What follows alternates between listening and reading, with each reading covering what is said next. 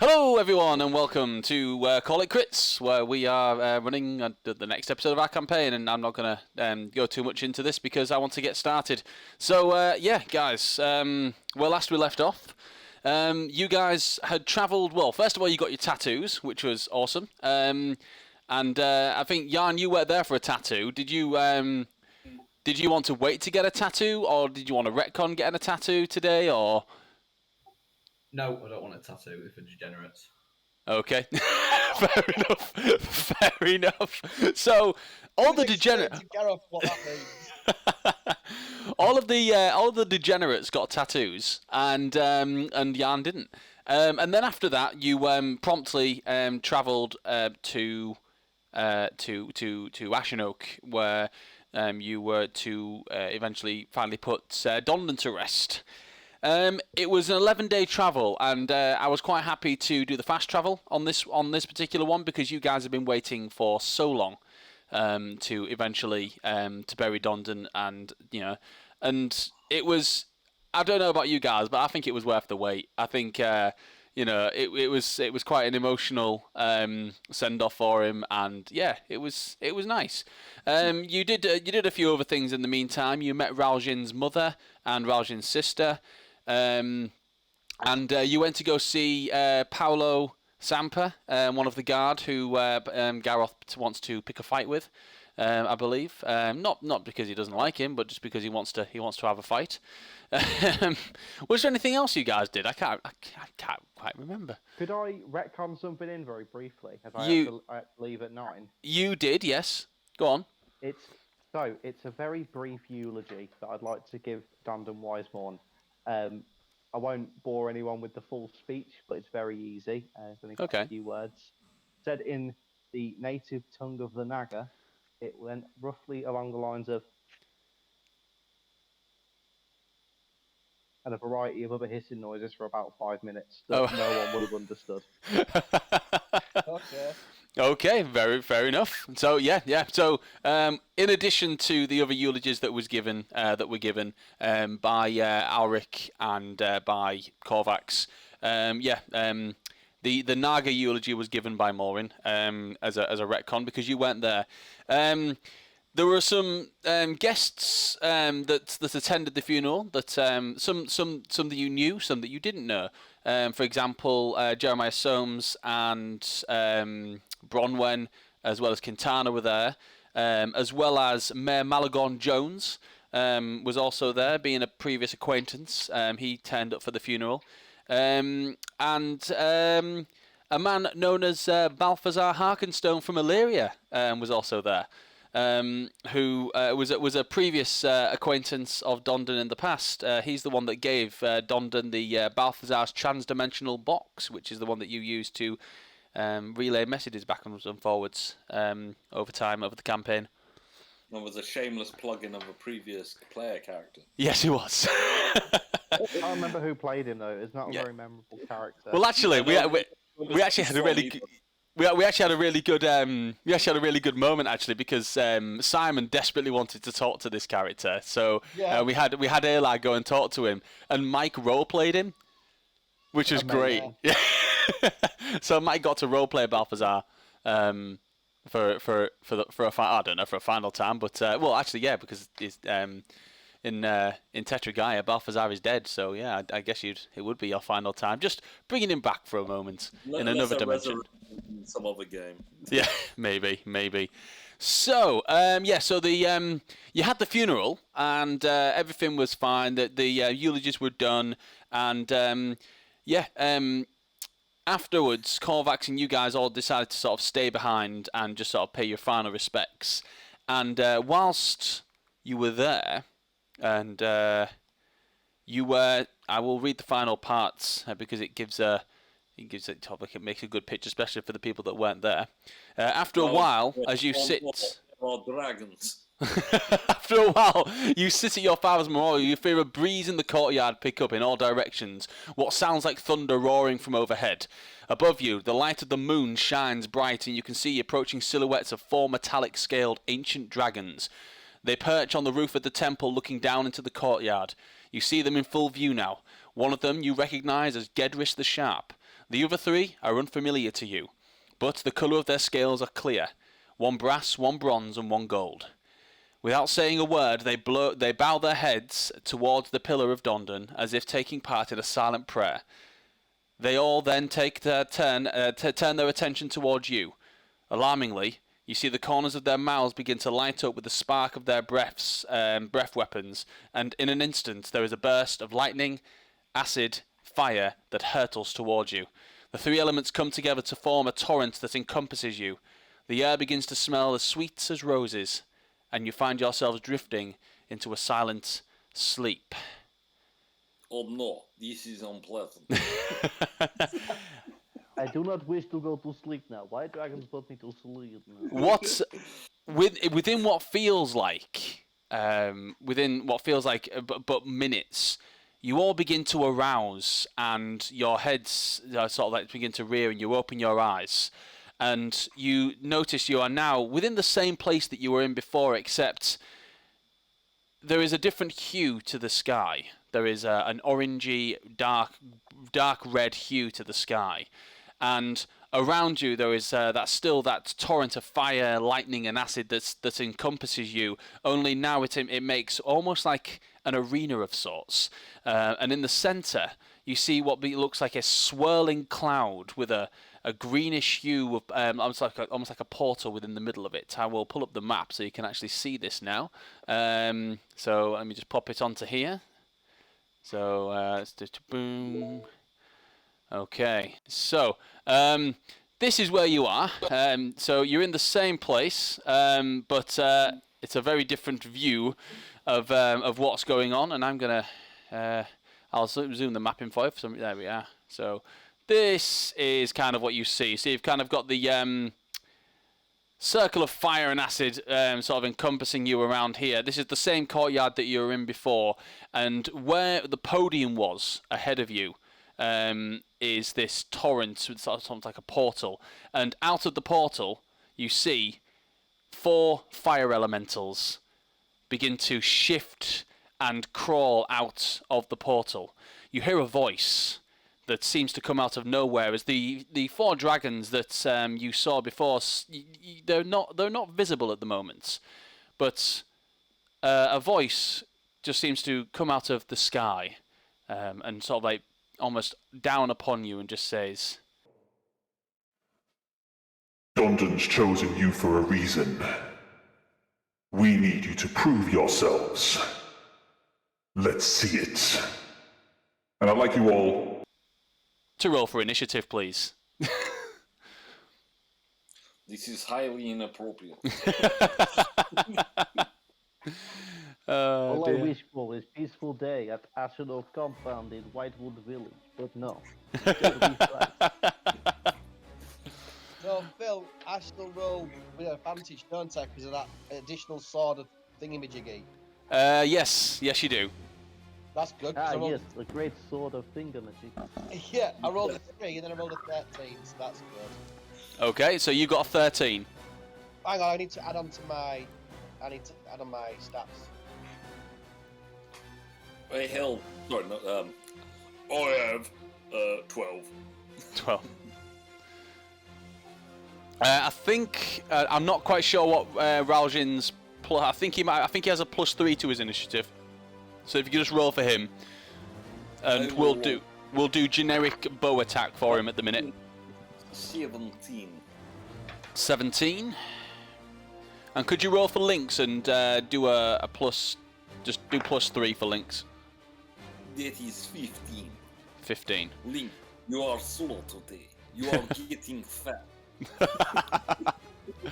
18 for me, Phil. 18 for Korvax. Elau, is yours 18 15? for Morwen. Oh, 1 second. Mine is 16. 16. Yeah, Morvin was 15, did you say? 18. I got 18, 16 sorry. plus 2 on the die. Excellent. And Yarn, 7. 7. Okay. He's asleep. He's asleep. I need to find Yarn. I From the dragons. can't find Yarn.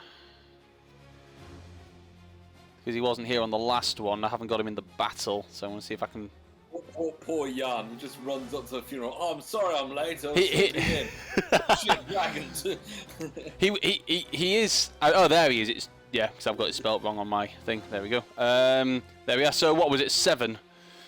Okay, so you see out of this swirling portal of smoke and sort of like a green pulsating energy, you see these 4 fire elementals crawl out, and then they sort of bring themselves up and straighten. They are huge. They're about as tall as you, Gareth, and they're quite sort of top heavy with sort of like a funnel that. Almost like a tornado in themselves that kind of go down onto the ground. No legs or appendages other than arms and a head.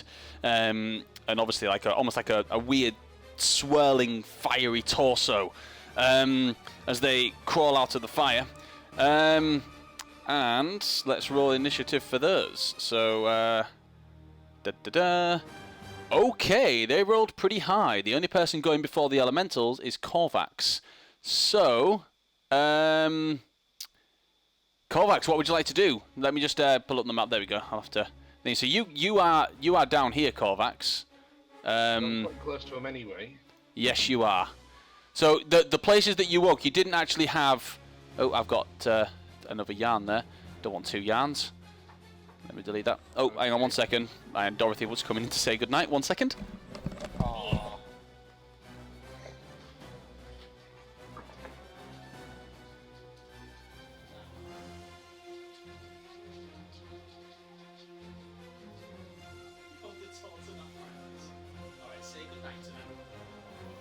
Dorothy's come to say goodnight. Okay. Say goodnight. Good night. Night night. Good night, Dorothy. Good night, Dorothy. Good night.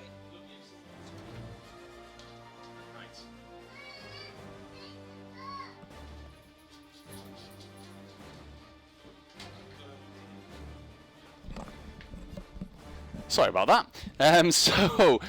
Yeah, you've got them quite. They are quite close to you there, Korvax. If I can just get you in. Trees are always quite tricky. So yeah, that's where you are.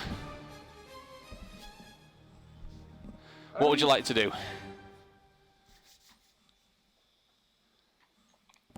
Well, seeing as I'm going first, it's before them, so assassinate and sneak attack are on the table anyway, regardless. Absolutely, yeah. That was lucky, wasn't it?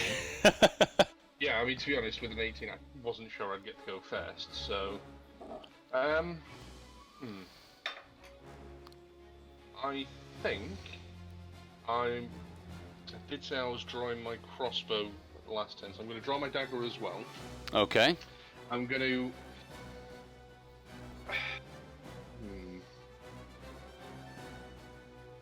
So, well, first of all, 10 rounds, so I can actually face them. Yep, no problem. I'm going to use my movement. Can I get behind that fountain? Down behind here? Yeah, you'll be able to sneak behind there.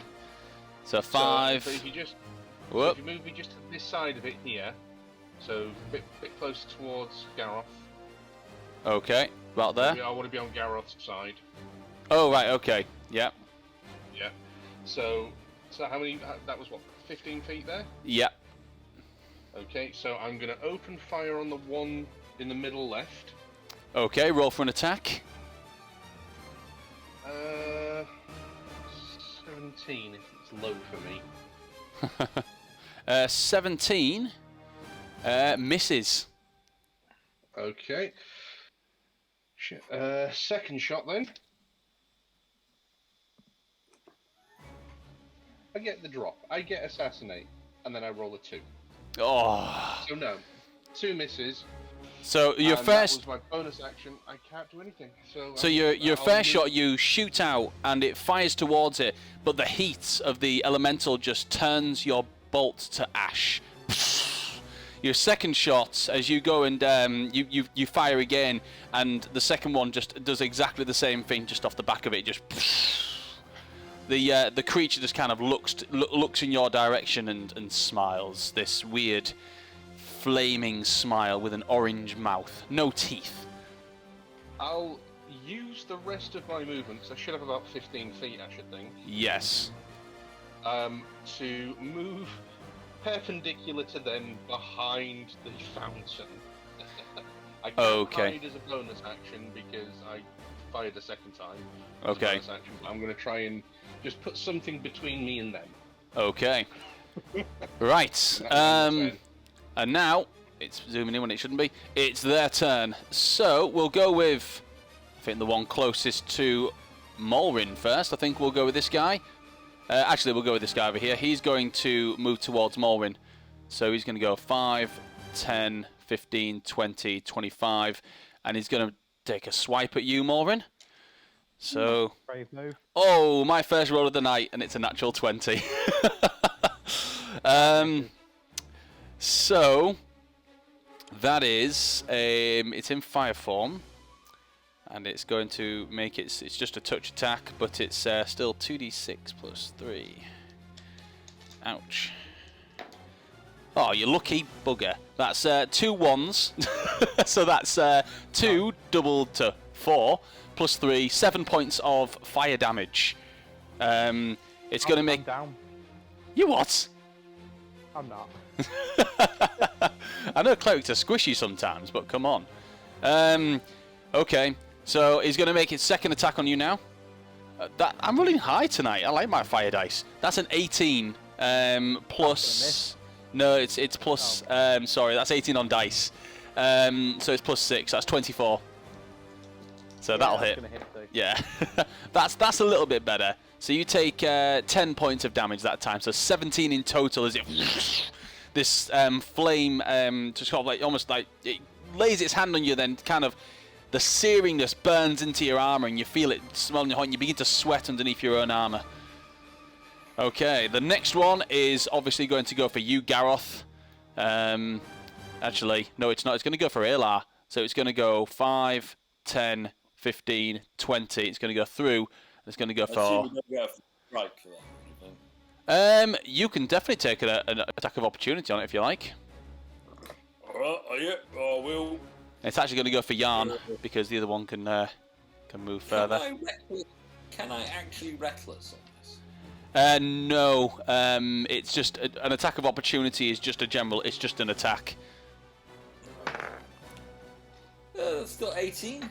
18 will just hit. Yes. No, that is a dirty 20. Oh, okay, nice. That will hit. I haven't updated my blimmin' axe. Oh, right, yeah. So, yeah, roll for damage. Get me D12. Where are you? There you are, you little naughty. Oh, that's not a good start, but I get to re-roll you. Okay, well, that is 4 plus. So I need to find. Oh, where is he? Nope, that's my old character sheet. Sorry, I haven't actually got my character sheet out yet. We're all professional D&D players here at Call It Crits, and we're always prepared. Yeah, we're always prepared. Right. Let's see how much of a whooping I gave you.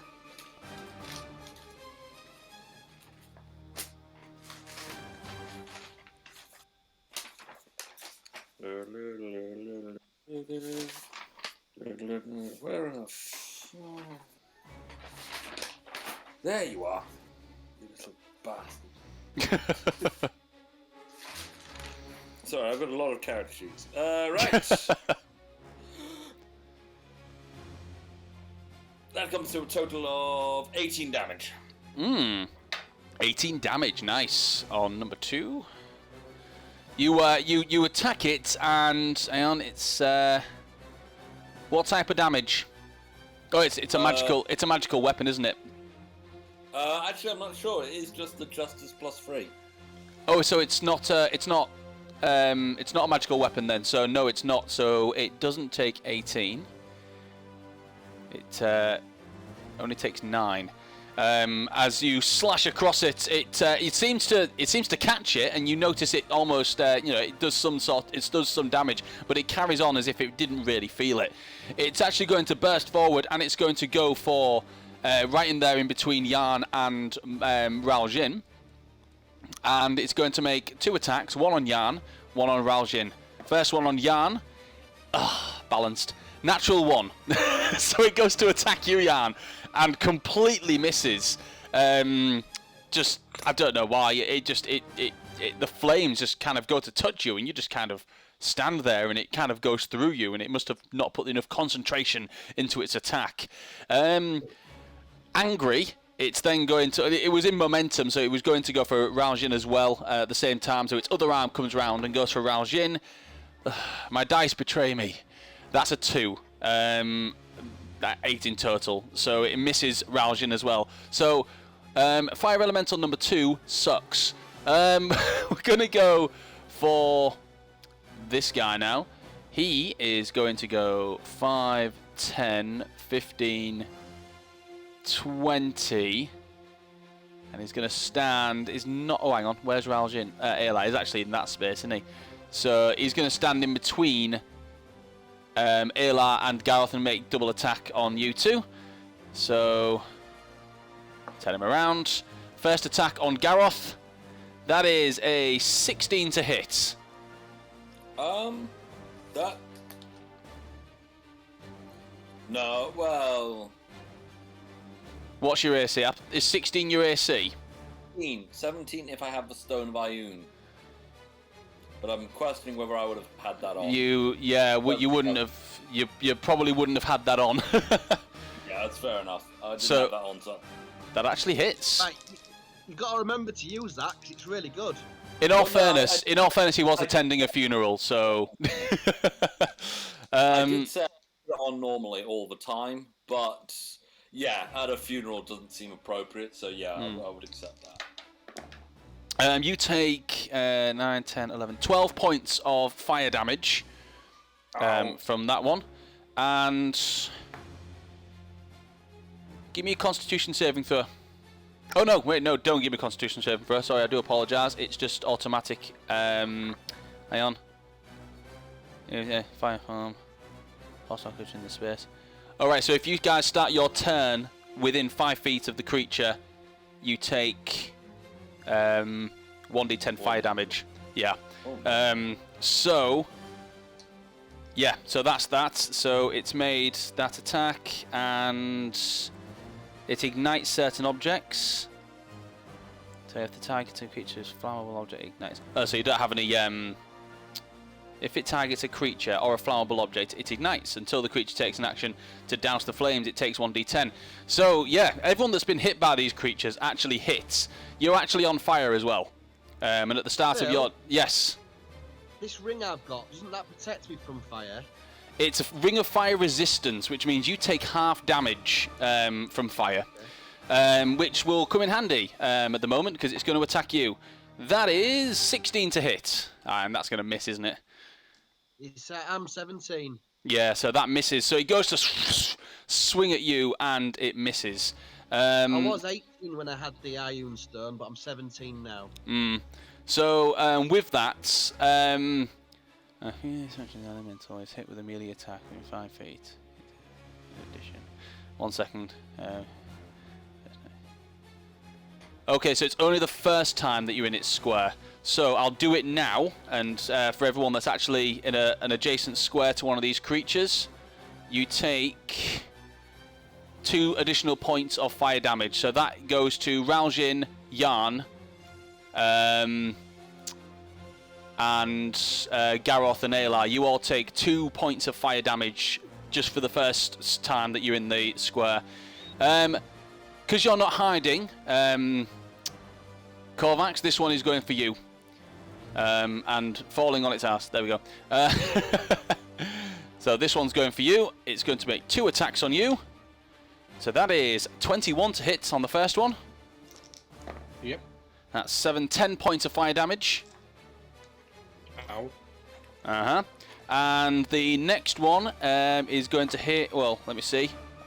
See, that would be a natural 20, but it's cocked. So I'm going to re-roll it. 18. So that is 24 to hit. So the next one hits. Whoop.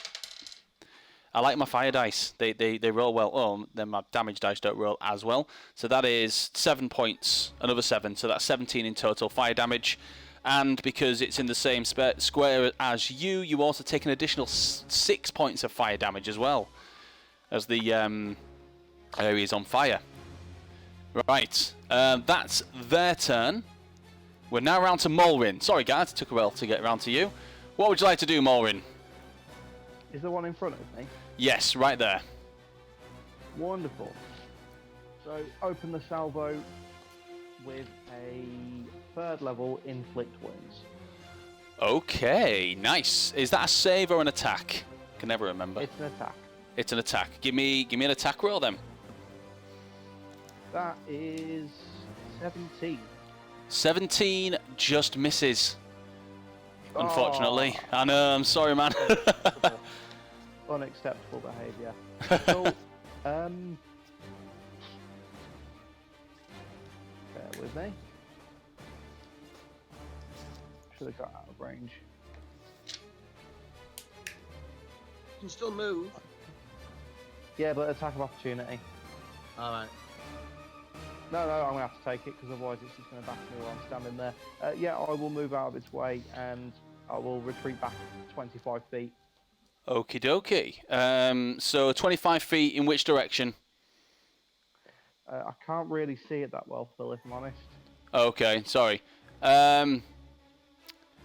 So if you go north from where you are, you'll head sort of like towards where the spinning portal is. If you head south, there is another thing. Hang on, let me change the lighting so you might be able to see it. It might just take some of the aesthetic away, but change the lighting, make it a little bit lighter for you.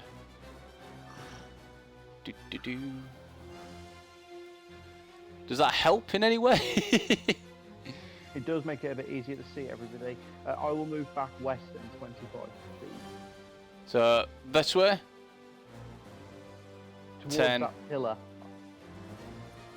Towards the fountain over here? Yeah. Yep, so we go 5, 10, 15, 20, 25. And this is it's going to make an attack of opportunity, obviously. And that is just 20, so it's a dirty 20. Yeah, that's going to hit. 2, 3, 4, 5. 5 points of fire damage. Okay. Okay. That is your turn. Raljin, what's he going to do? So he's got this fire elemental on him and Jan at the same time. He's going to go, this is unsatisfactory situation. And I think he will... So he's... I think... Yeah, I think he'll take a step back and he'll take the attack of opportunity. Okay, so how far back is he going to go? I think 15 feet will do it. Okay. So he's as Raljin moves a little bit closer towards this ring of fire, he begins to feel an intense heat that radiates off it. He's not close enough for it to damage him, but he knows that he'd get the feeling that if he got too close to this, it might actually cause him some damage. He will possibly give order to little pussy to also, now that it has made attack of opportunity, to disengage. Okay. Because he likes pussy. Okay. Did Lynx roll? Yeah, Lynx has got an thing. Lynx is after you, Ayla. So that'll Lynx will move away but disengage as an action on her turn. And now I will shoot the thing. I will pull out a magic arrow. Okay. I will go, flame creature, this is magical arrow, it can hurt you. And then I will shoot it. What arrow is he fighting? Is he firing? Yes. I recall him buying some magical arrows. He does. He has some walloping arrows, which are magical in nature. And +1. He has +1, but they're classed as fine arrows, so they're not magical. The walloping ones are, and it will move the creature 5 foot towards you, Ayla. So it's Is he doing that? Can I retro-write his idea then a bit? Okay, yeah. When I moved away, I would have moved Raujin to be 2 steps behind the orange one, one to the right. One down from there. There? Yeah, there. Okay. Yeah, that way he can hit him, and I assume he must have more than 1 attack at this point. Yeah, Raljin has 2 attacks, yes. Yeah, he does. And he will use 2 walloping arrows, and he will basically push it in a diagonal slant away Okay. from... So, first one, I don't know what his bonus to hit is. I think it's like a +6, man. Right, it is actually a natural 20. Oh, wow. Yay! Nice. Go, Raljin. Okay, so, roll for damage, and I'll push it back. It's going to push back. It pushes back 10 feet, actually, so 5, 10. It pushes back 10 feet, and it takes... how much damage? So, what is it? It's a D8, and plus his dex, which is, I think, I want to say, because he's got the braces of archery. Just go for a +4 for now, and if it's anything else when he gets here, he can correct us, can't he? It gets doubled plus whatever his bonus. So Yes. 14 plus something. So 14 + 4, so that is 18 points of damage on that one.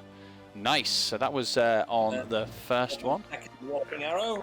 Does that not need to be doubled, the 14? No, it was a 7, and I doubled it. So that is a 9 on dice to hit him with the second shot. Nice. Well, 9 on dice plus, I think it's like a +6, so that will actually miss that time. Okay. So yeah, that second one misses. So, but it does get pushed back 10 feet away from the area, and it doesn't get any attack of opportunity on Lynx, which is nice. Okay. I will ask the little pussy to come a little bit close to me and ready charge action for anything that that comes near me. Okay, that is what she will do on her turn. Ayla, it is your turn. So you're here. There are actually 3 near you. Wow. Near you and Garroth. What would you like to do? I'm gonna attack the one that's directly in between me and Garroth. Okay, so you turn around. With my sword. Okay. Give me an attack roll. Oh dear me, it's going to miss. I rolled a 3 and I add on 8 and that's going to be 11. 11 misses on your first attack, unfortunately. I could use a superiority dice to add to that. Or do I want to waste the What's dice? the chances? What's the chances of you getting 7 on the dice? Because it's AC of 18. What did I roll? 11. Yeah, I'm not going to do it because it's not going to. The chances are not good. So no, I'm going to just accept that's a miss. Okay, Yeah, so I'm going to roll my second attack. go for it. Oh, fuck a duck. You're a bit distracted in this. Ayla seems very distracted in this in the situation at the moment, as he goes to attack and is just missing. I think he's all the excitement of knowing that he can, if he slays one of these, he'll be able to charge his ring. I know, I've already thought of that. Actually, the wording on the ring is if you help to slay. So as long as you get at least 1 hit off on one of them, you should be all right. Just let's hope that happens, eh? Yeah, I'm gonna have to use my movement then to. Okay, if you move, he will get an attack of opportunity on you. Yeah, yeah, but if I stay where I am, I'm gonna get paggered 3 times, aren't I? Yeah. It's up to I you. was just gonna move around. All I was gonna do is go around the flank. If I was to move around the back of that one in between me and Garroth, I'm Like, not in range oh of yeah, it. yeah. If you can stay within 5 feet of it, Yeah. yeah. I mean, if you could have moved there and rolled with advantage. Oh, But never next mind. time, I for should next have- time, for next time. Yeah. Okay. Well, normally, Phil, hitting's not an issue for my character because I've got such good. Yeah, I just rolled a 1 and a 3. it's all about the dice rolls, isn't it? Right. With that, Lynx is going to move over here towards Raljin to protect him, and Garroth, it's your turn. And then Right. Jan, you're on deck. I'm flanking that fire elemental between me and Alar, right? Yes, you are. Right, I don't need to reckless on it. I'm just gonna look around and I'm gonna be like, oh, perfect. It isn't a proper funeral without a fight. And I will go into a rage. Excellent. Seeing that justice just isn't the right one for this, I'll pull out my dragon slaying axe. And I'll get to smashing that one. Right, that is 28. 28 hits. I think. Hang on, let me just double check. No, 28 definitely hits.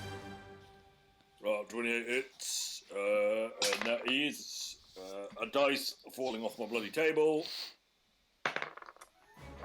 Oh, that's lovely. That is a lovely whopping 21 damage. 21 points of damage. Yeah, nice. Okay, that was number 1, 2. I should really label these. That was number 2. 21 points of damage. Okay. Because I don't like getting burned, because that's kind of gay. I'm going to go my action surge and smash the crap out of this thing. That gives me 21 to hit. 21 will hit. Roll for damage. Oh, reroll that. Okay, that is 18 points of damage. 18 points of damage. Another 18. It's still standing. And it looks pretty tough, this thing. Okay, I will move. I'll stay in combat range of it, but I will move 10 across. So I'm sort of in line with Alar. Okay. 5, 10. No, Yeah. other way. Oh, the other way. Okay. And right, yeah, that'll be my turn. Okay, Jan, we're up to you. Okay, so can I just zoom in a bit so I can see? I can. Sorry, I do apologise. You are here. Cool. So you've got 3 elementals over here, and another one over here. Okay, so just zoom out a little bit for me. Yeah. So I want to move diagonally backwards. Okay. How far? Just next to Raljin. Okay. And then the one that's in line of sight with me, kind of. This one? No, other one. That one? Or that one? No, that one. That one. Yep. That's it, That one. that's it. That one. Yep. Yep. And then I'm going to pull a little feather out from my coat pocket and wave it about a bit, and I want to cast Tasha's Hideous Laughter on it. Okay. What's the save, please? Wisdom I mean, what? save. Wisdom. That is a whopping 7. I'm assuming that is a failure. So Tasha's Hideous Laughter, you can see, perceives everything as hilariously funny and falls into fits of laughter. This spell affects it. The target must succeed in a wisdom saving throw, is incapacitated and unable to stand for the duration. A creature with an intelligence of 4 or less is unaffected, but this does have more intelligence than that. At the end of each turn, it must make saving throws. So what you guys see is Jan extend and sort of like, cast his spell, and this fire element sort of just goes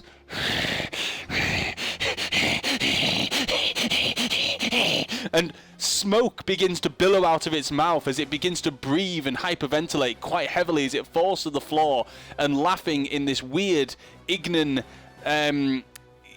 kind of, I'm trying to think of the way, I guess, as it falls to the floor and begins to laugh uncontrollably, and it's kind of lost all of its form as well. It just looks like a fire on the floor that's kind of puffing out smoke after finding something hilariously funny. Yeah, it is classed. It's on the floor, so it's classed as prone now. Ilar's going to assume that he's laughing at him for missing, striking wildly and missing 2 people right next to me, you know. Yeah. You can assume away as it begins laughing on the floor. So it's now prone on the floor, laughing. Excellent. I'll flip it so that we know that that's what it's doing. There we go. Just remember it's there. Okay. Of interest, can Ayla hear any conversation that's going on? Because with the ring, he speaks Ignan. That is true. Yeah. That is true. You haven't heard any conversation going on, but however, to you, the fire elemental's laughter actually sounds a little bit more like laughter. So you actually seem to understand it as laughter, but to everyone else, it just looks like it's sort of gone into a hyperventilation. But yeah, so yeah, good turn. Is there anything else you're doing, Jan? No, it's a concentration spell, so I'm concentrating. Gonna keep that one going. Excellent. Right, we are back round to the top of the round.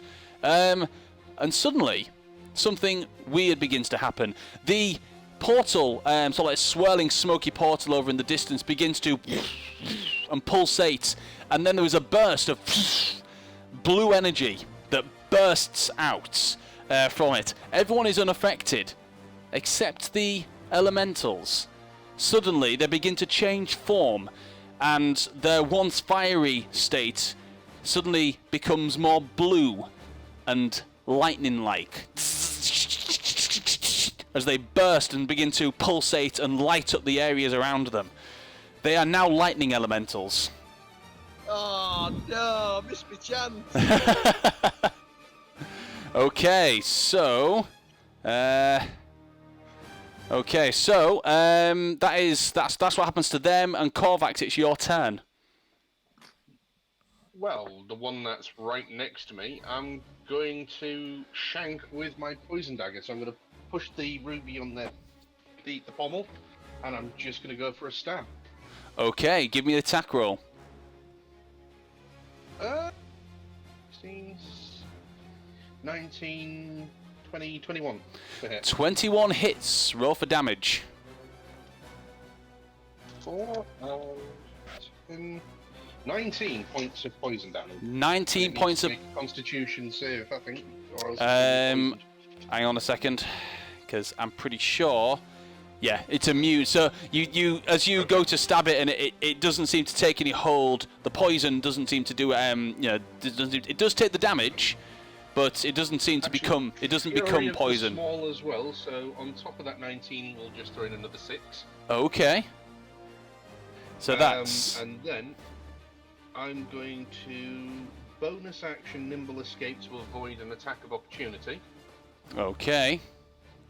And where are you going? I'm straight in front to the other pool, like directly opposite, so kind of to the top right. 5, 10, 15, 20, 25, 30. Just disappearing over here. Yeah? Yep. Okay. One thing that does happen as you attack it, you take your dagger and swiftly go through the creature. As you do so, the metal of the blade that you hold conducts the electricity and shoots into you. How much damage did you say you did to the creature? 21 in total. 19 plus, yeah. Plus was it 6. 19 plus 19, 6. 25. 25 total. So you did 25 points of damage. You take 12 points of lightning damage as the lightning shoots into you, and as you attack it with the metal blade, you can feel it channel through the blade and into your arm and straight into almost into your chest. and you take that damage. So, right, okay, so that took 25. Okay, it's their turn. So, first of all, this guy, seeing that you've actually disappeared, and I don't know, I can probably share these guys out a bit. So, we'll go with this guy first. He's going to turn in its lightning form now, and it's going to move towards you, Maureen. And it's going to make one of its lightning attacks on you. It can do range, but it's going to go and do a close attack. So actually, no, it's not. It's going to do it from a range. So it's going to stay over here, and it extends both its arms out and goes. It kind of crackles as the two hands sort of come together to form a ball of lightning. It then just and it shoots out towards you. I need you to make a dexterity saving throw, please. Okay. Oh, roll it off the table. That is a 19. 19 succeeds. As you see its hands come together and begin to form this ball and shoot towards you, you kind of see it coming. You're like, shit. And you just dive out of the way as this bolt of lightning extends out from its hands and hits the fountain behind you, causing sparks to just shoot off in all directions. But you manage to escape it unscathed. It then sees that that kind of annoys it. So it's going to come in. It's going to come in for a melee attack instead. That's for its second attack. It can only do one range attack. So that is 16 to hit. That's gonna miss. Okay. When it moves, it doesn't seem to glide across. It just goes and kind of shoots across in two directions as it moves really quickly. It goes to attack you, but you're still sort of getting up off the ground, and you move out of the way, and as it goes to swipe down on you with its coursing electric hands, but it misses you. Okay, we'll go to the one that is laughing, and I'm going to make it make a save. That's another 7, so that one's... But now the laughter has turned from it's turned from like a smoking to like sparks that are going off every few seconds, like every few seconds as this creature is falling over with laughter. Right, this one, that's on you two. I think it's going to do what it did before, and it's going to make an attack on each of you. So it's going to turn itself around. As it does so, it doesn't actually turn around. Its face that was facing one way just kind of goes and it's facing you, and suddenly its arms are facing the opposite direction, just in a blink of an eye. It goes for an attack on you, Gareth. Natural 20. Okay. You take 12 plus 4. 12 plus 4 is 16 plus 3. 19 points of lightning damage. As its hand comes, both its hands extend out at the same time. The first one, and just shocks it. Almost that you feel it on your heart. The second one goes to you, Aylar. Oh yeah, these guys are rolling well. That's an 18 plus 4. So that is plus 6. So that is a 24. So damage is. You take 8, 9, 10, 11 points of lightning damage as the hand, and it's kind of got hold of you both, and you're both kind of like, as it shocks, as it's just sending shockwaves through your bodies. The last one, I've just received a message off Jay saying he's having some connection difficulties. I don't know if he's there still, but yeah. I'm starting to have a few, but right. This guy, Jay's disappeared, or Korvax has disappeared over there. You guys are over here. It's actually going to begin to charge its lightning ball, and it's going to attack. Let's see. I'll roll for it. 1, 2, 3. 1, 2 will go with Yarn. 3, 4 will go with Raljin. 5, 6 will go with Lynx.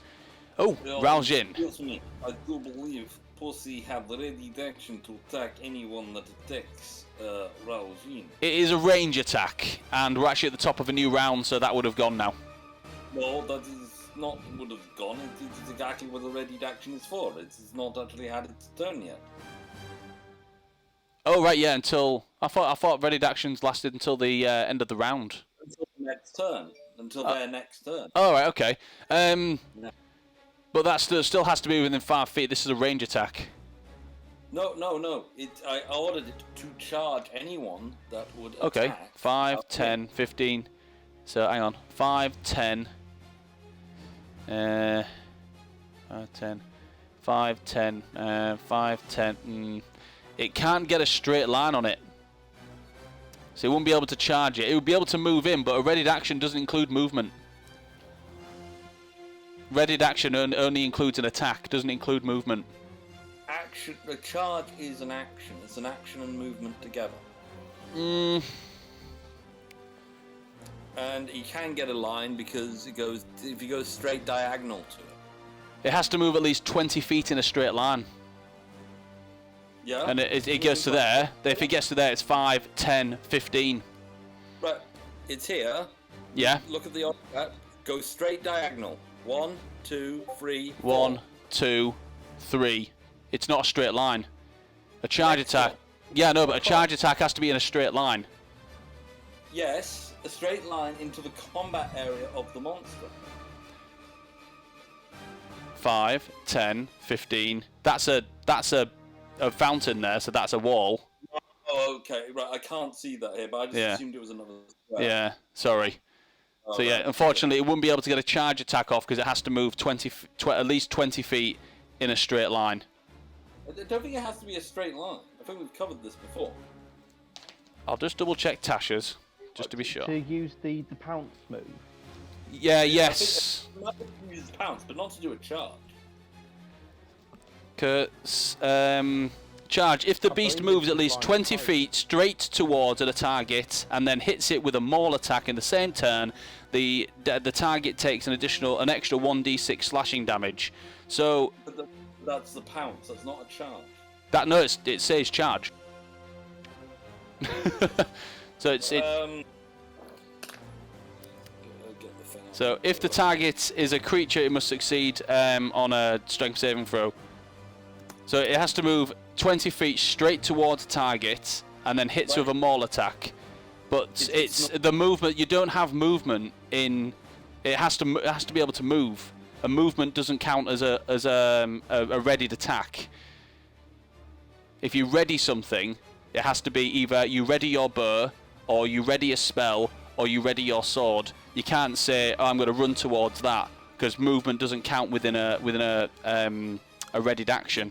Yes, you can, because a charge is an action which loses your movement, and it's basically, if I stipulate a readied action is any action that you can state as a readied action. So, for example, I said they would be on guard and that they would attack anyone that got in range to attack Rao Jin. Okay. It's a guard. It's a guard action. Yeah, that's fine. It still doesn't change the fact that it's not within a straight. Can't get within a straight line. It doesn't have to be in a straight line. The beast moves at least 20 feet straight towards a target. I'm not interested in the pounce attack. But that says charge. That's what it is. Charge. I'm reading the words. He can do a normal attack. He can move 20 feet and do a normal attack. I'm just going to read up on this because I need to double check. As per rules, because I've never been able to count movement as a readied action, because that's part of a movement is an action in itself. You can't do two things as a readied action. Basically, readied action is you can declare whatever you like, but if it doesn't happen according to the criteria you set, then you've wasted your turn. Yes. That's readied action.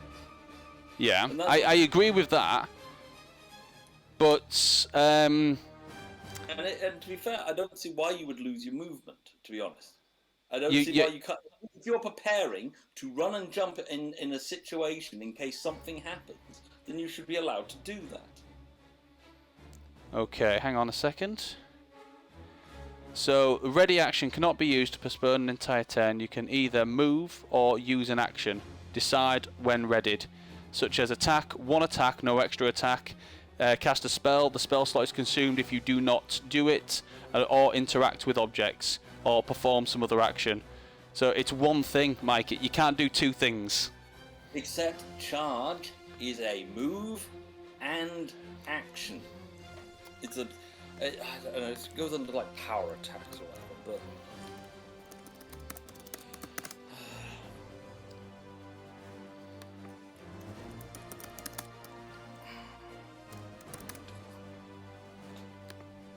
Okay, I'll admit here it is a variant rule, but here we go.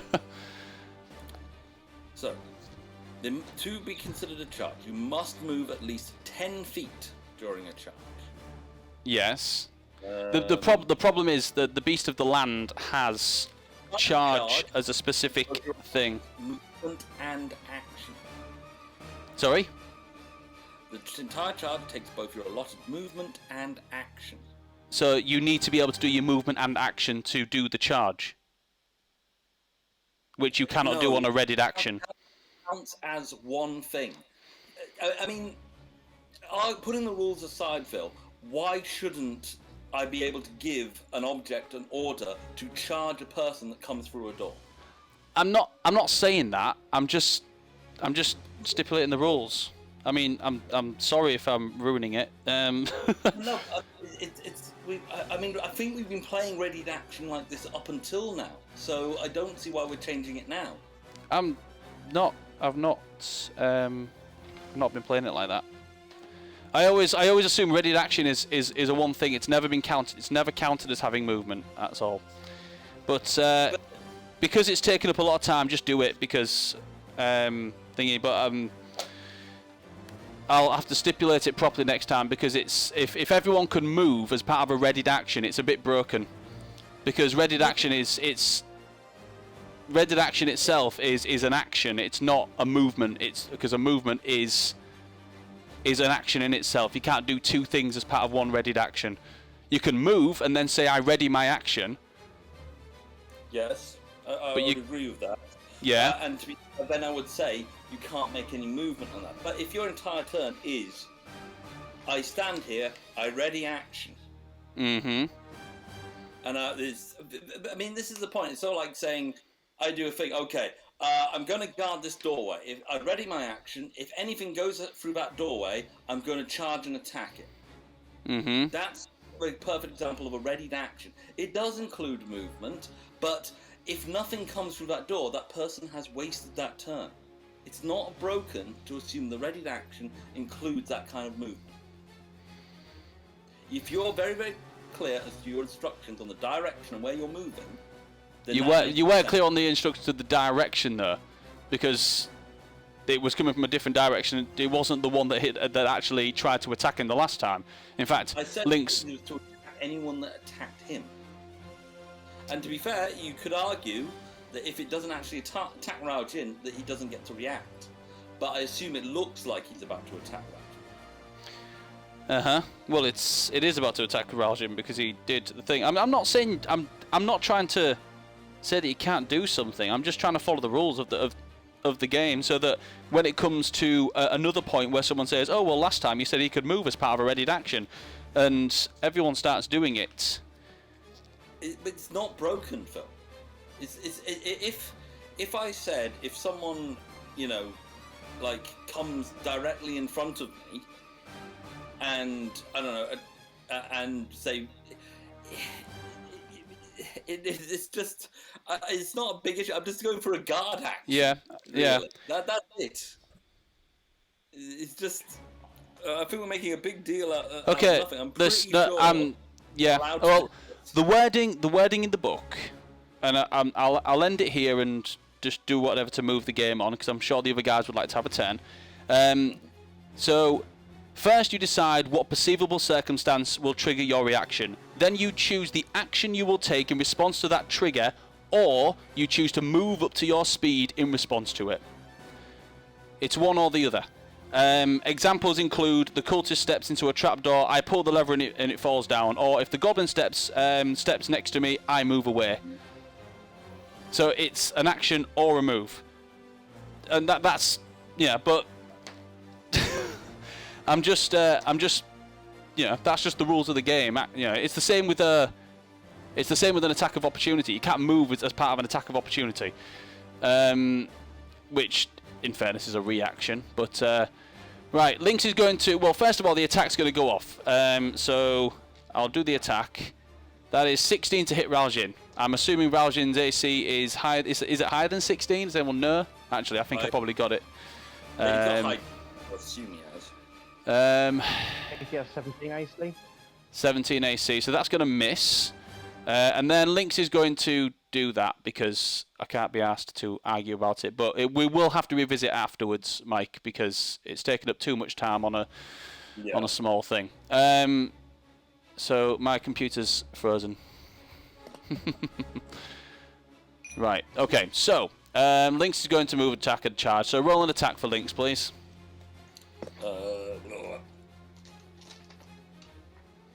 Looking at it, Raljin's got an AC of 16 according to the character stats on the screen. Right, that was 5 plus whatever. Okay, so Lynx misses, but yeah, Raljin does take damage then. So Raljin takes 8 points of lightning damage. Okay. And now because Lynx is in the way, Lynx is going to get the second attack. Natural 20. Right. And that is 24 points of damage on Lynx. I don't know how much health Lynx has. I think it's more than 24, but that's probably quite a big brunt of Lynx's health. So when Rob arrives, he might be able to tell us whether Lynx is dead or not. Okay. I believe that was all of them because that one was laughing. So we're back round to Yeah, I haven't had Mulrin. No, this is the top of the round. They've only just changed. We've only had Korvax, and now it's Mulrin. Because they went. So, right, Mulrin, it's your turn. Sorry, man. How far away is this one? It's right in front of you. Ah, sorry, I didn't see my model. Okay. Yeah. Give me a second, I'm just double checking something on my spell list. I believe I can cast it still. Yes, I can. So, as a bonus action, I will cast Spiritual Weapon. The form of Spectral Snake will appear behind this lightning elemental. Okay, behind it. Let me get a snake. And I have to find one somehow. You tell me what else you're doing while I find a snake. so the snake, first of all, will attack the creature. Okay. And it gets plus. No, not a Snoke.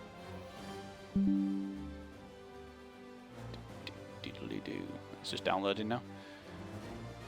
I think my computer's struggling today. Don't know why.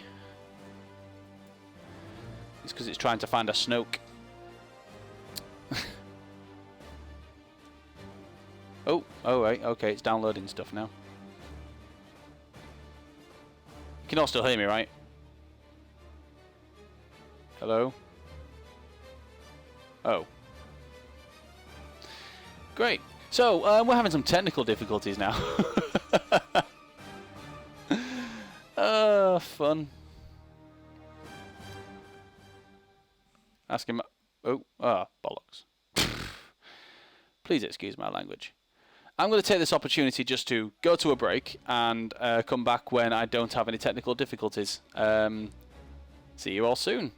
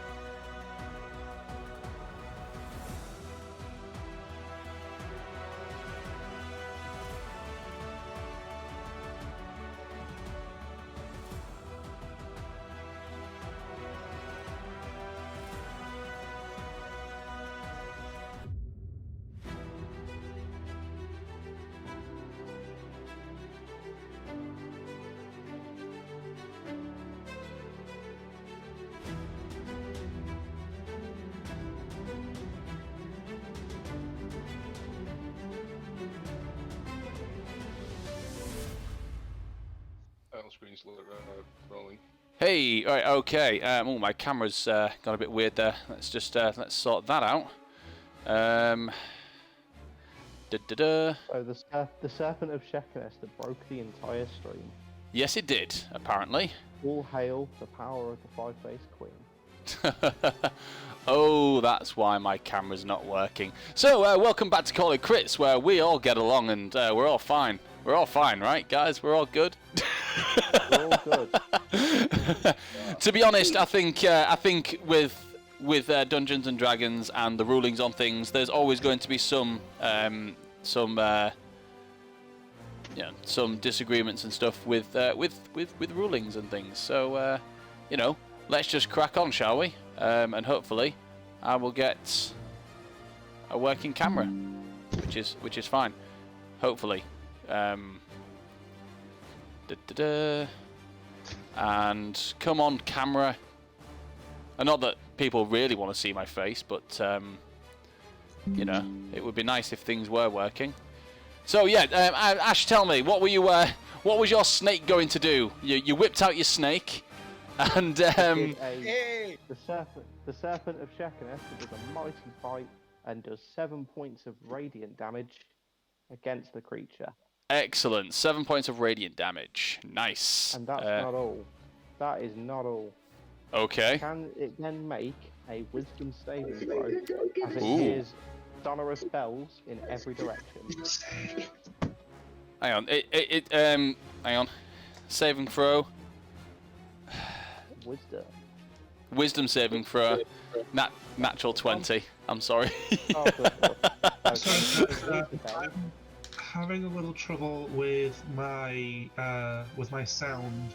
I'm trying to get it through my headset, so you don't get feedback. Okie dokie. But it's working. Okie dokie. Have you tried going into your voice settings on Discord and making sure that the device that's your device is correct? That's usually what happens with me. It's not. It's affecting everything. So. All right. Okay. Right, Ash. Is that your turn? It is indeed my turn. Okay. Right, we are round 2. Eventually, Raljin, it's your turn. So, you're over here. Mike, can you just tell Raljin exactly how much damage he's taken so far? Because he has taken some. I've only recorded 12. Okay, so yeah, you've taken 12 points of I think it's lightning damage during this game so far. Okay. And I think Lynx took 24. And Lynx took 24, which we've told you, yeah. Okay. Right. So I'm guessing these are fire elementals. No, well they started off as fire elementals, but as the sort of top of the round came back round, they shifted and changed into lightning elementals. Okay. Can I get a top-down view? You can. Oh, that's actually worse. Top down view for you. So this is the closest one to you. There's one over here as well. Okay. What sort of damage have they each taken? Because I need to know. They've taken. I mean, they're both taken a fair bit of damage, but they don't look like they're ready to die yet. They're looking pretty hefty. All right. I am going to protect my cats. So. Okay. Sorry, have either of them been hunters marked? No, no one's hunters marked. Alright, so I'm going to hunters mark the one that's near my cat. Okay. And I am going to blazing bowstring because it's no longer a fire elemental, correct? No, it's no longer a fire elemental. Good, good. So, is not the best, but that is. That is still 23. 23 will hit. Roll for damage. Is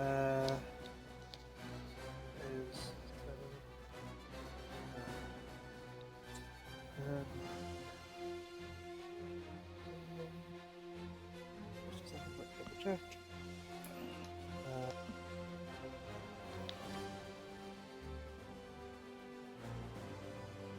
18 points of fire damage. Oh no, sorry, I forgot to do my fire dice as well. Okay. Sorry, I've literally just got in from work, so I'm a bit all over. Yeah, don't worry. Blazing Bowstring does... Is it 1d10?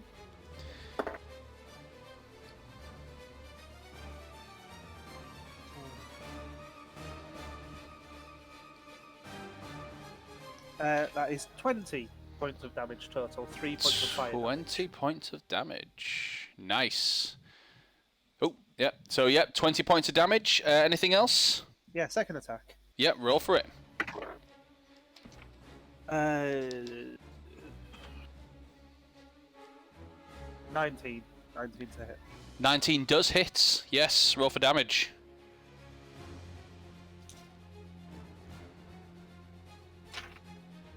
And I forgot to say Blazing Bowstring, so I don't get that. No, that's not as good.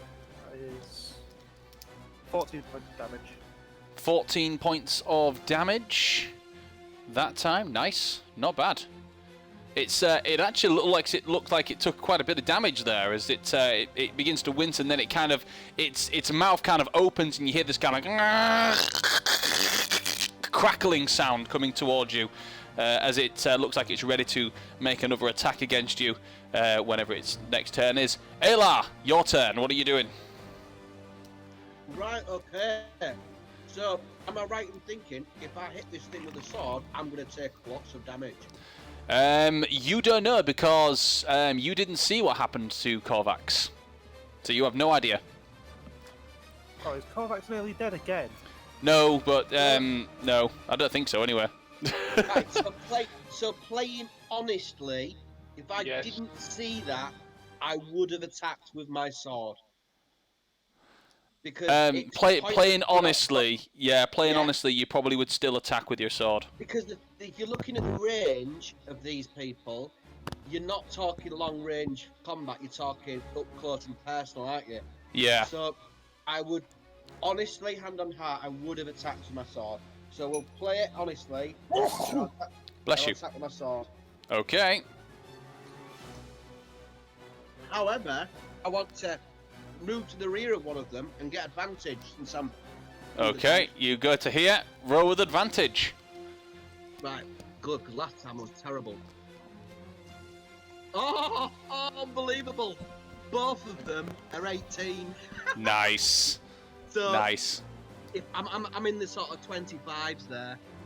Okay, yeah, roll for damage. That definitely hits. Roll for damage. 26, sorry, 26. So I'm attacking it with my sword.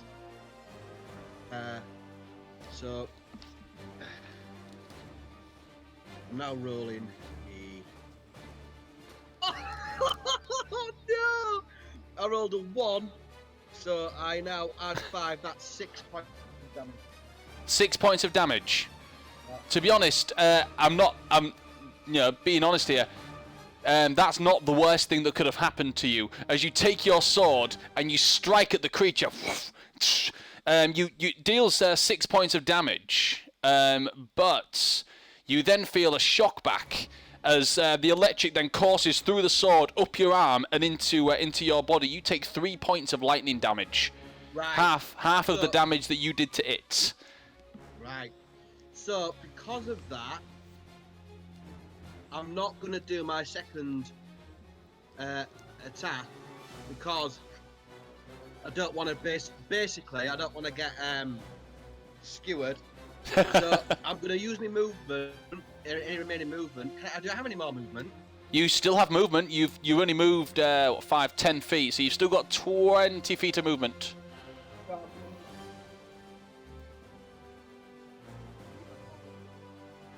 And you've gone quiet.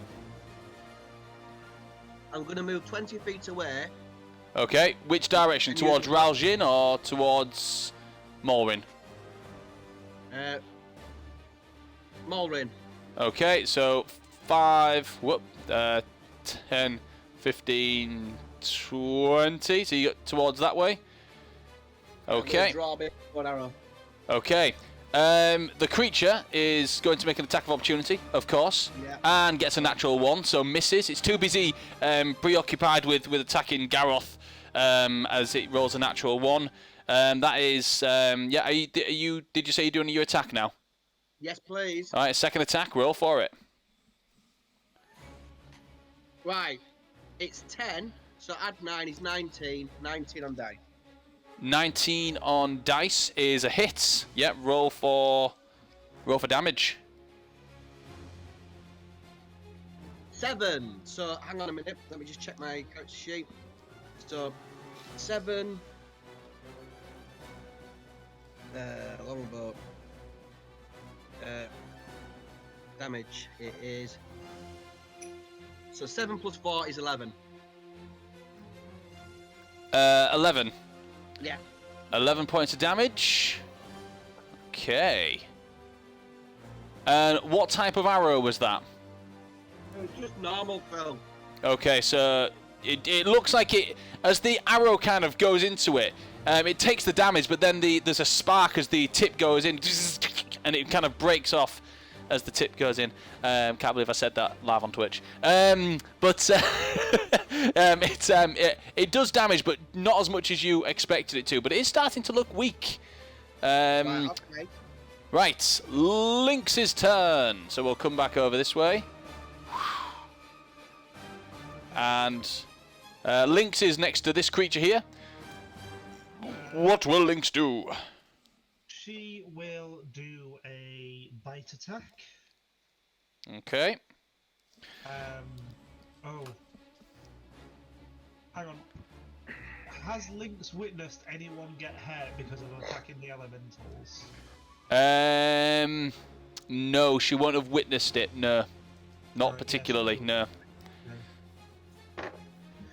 Oh, that's. I'm never been more happy to get a nat 1. Okay. So, that's Lynx's turn, I guess. So, Garroth, we're back round to you. Right, I have seen that it hit, what's his name? Alar. Uh-huh. And I don't give a shit. I'm hitting it again. Okay. Just tell me, hang on, your axe, what's the handle made out of? I have no idea. It's the Dragon Slayer axe. Then it's not a metal handle. So, yeah, go on, make your attack. Oh, okay.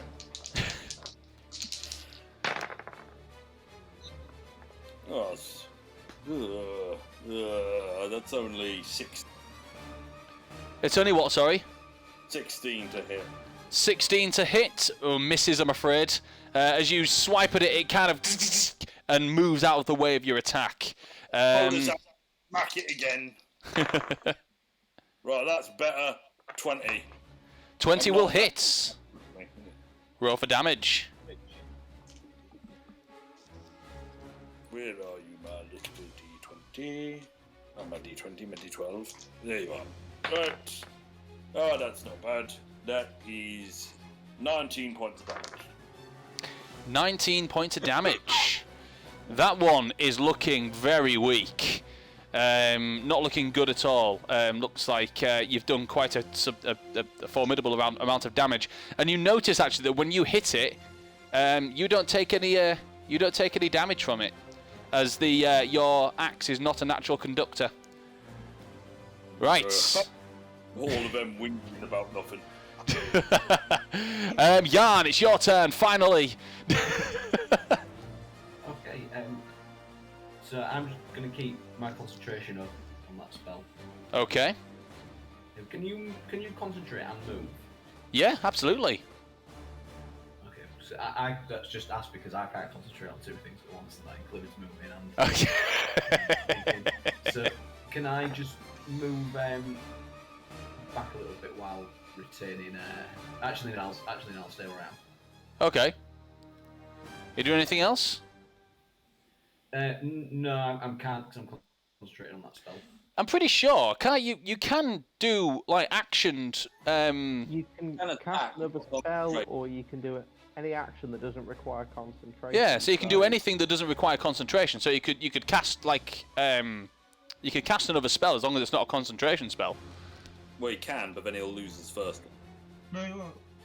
No, he can keep his concentration spell up, but if he can do something that's, for example, like an instantaneous spell, and he doesn't lose his concentration. He only loses concentration if he takes damage or he starts another concentration spell. Yeah, but that's what I said. Yeah. It's another 3.5 crossover to 5th, which changed. But yes, so you could cast a spell that doesn't require concentration, or take an action like a dash or something like that. Okay. Well, on that note, then I will cast Magic Missile on the other one, no, to the left. That one, yes. Okay, give me a magic missile.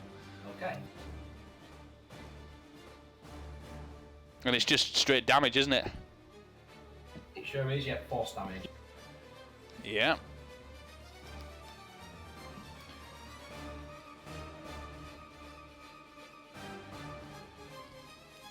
That's 12 in total. 12 in total. Nice. It's not dead, but it's looking very rough. Almost, yeah.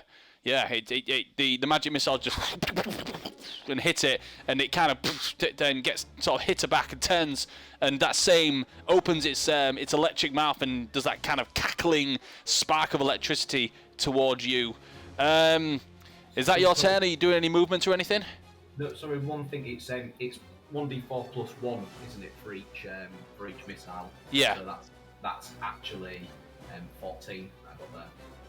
So, hang on, what was it originally? It was originally said 11, but it was 14. I didn't. So another 3. Okay, that's fine. It's still looking very weak, like very weak at this point.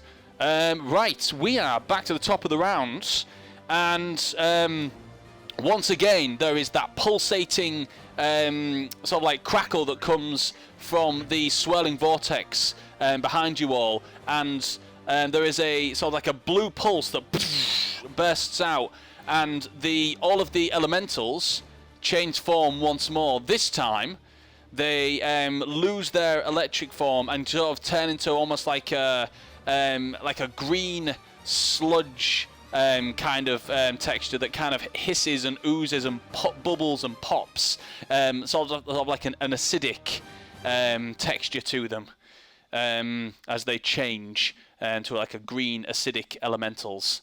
And it is Korvax, your turn. So you're over here. Okay. Are there any that are kind of on their own that are not engaged?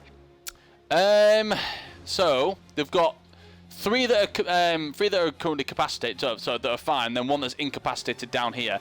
There's none of them that are engaged that are on their own, apart from the one that's laughing on its ass down here, with Tasha's hideous laughter. So you've got this one that's kind of it's engaged with Lynx. I mean, so you'd get sneak attack. No, I understand that. I've got 3 vials of alchemist fire. Okay. I was going to use, but if people are around, I don't really want to turn the party into crispy critters. No, not like you did Bingo. Yeah. Okay, so in that case then, I'm going to shoot at the one near Lynx because I'll be rolling with advantage because she's flanked. Okay. 20 lots to hit. 20 lots to hit. Roll. That hits. Roll for damage. Okay, so 1d8, 3d6, 6, 12. 15 points of damage with the first shot. 15 points of damage on the first shot. It's looking weak. It's not dead yet, though. I don't know how you want to play this. I don't think this has come up with my crossbow yet. Natural 1. Natural 1.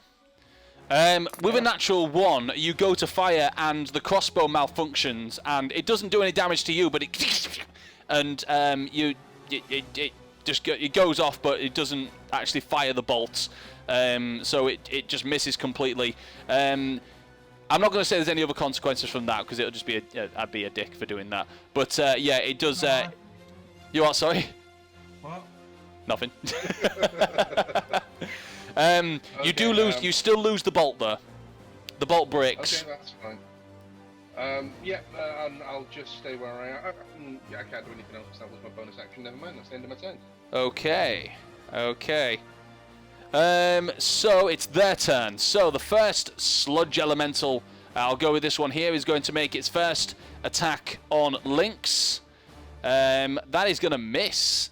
Its second attack on Lynx, that is also going to miss. Rubbish. So it kind of, its hands sort of come up and it's dripping with acid. It goes to attack and Lynx deftly just dodges out of the way and narrowly being burned by this acidic skin that this creature has. The one that's on you, Garroth, is going to do a miss. So that's a 2, and that misses. The next one is 21. That will miss. That is 6, 7, 8, 9 points of acid damage to you. As it attacks you, it actually begins to sizzle through your armor, and it's that to do damage to your armor. It's not looking good. The one that's on you, Mulrin, turn this around, is going to make its acid attack on you. That is 15. That's going to miss, isn't it? And 11. So they both miss. The one that's Tasha's Hideous Laughter is going to attempt to make a wisdom saving throw. I don't want to lose this dice. It's good dice. Ah! No. Oh, damn it. I'm going to have to get a different dice. Just lost my dice underneath the sofa. Right, come on. This orange one. Okay, it makes 15 for the wisdom saving throw. Jan, does that succeed or does that fail? 1 sec.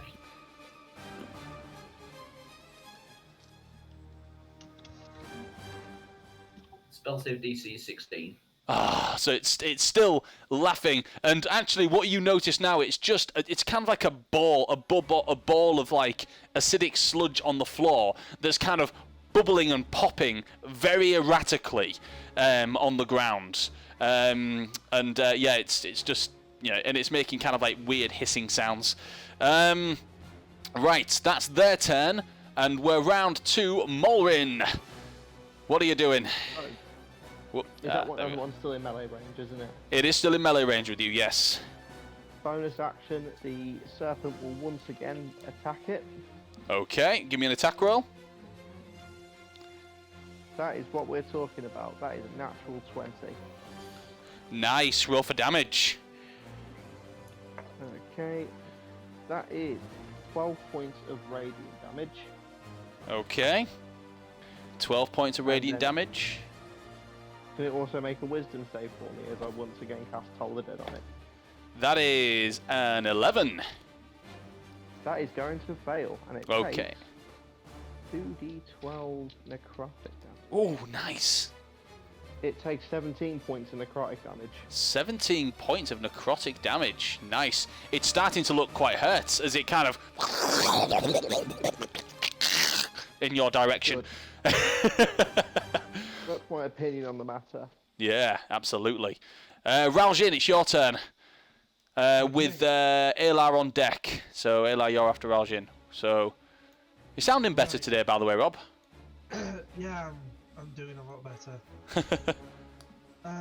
Right. I am actually going to do something a little bit different. Something I haven't done in a while. Okay. And I am going to cast Sacred Flame. Sacred Flame on which one? On the one that's threatening my cat. Okay, yep. Roll for attack. I believe it's a Or save. is it a save throw? Dexterity. Let me just double check. Flame.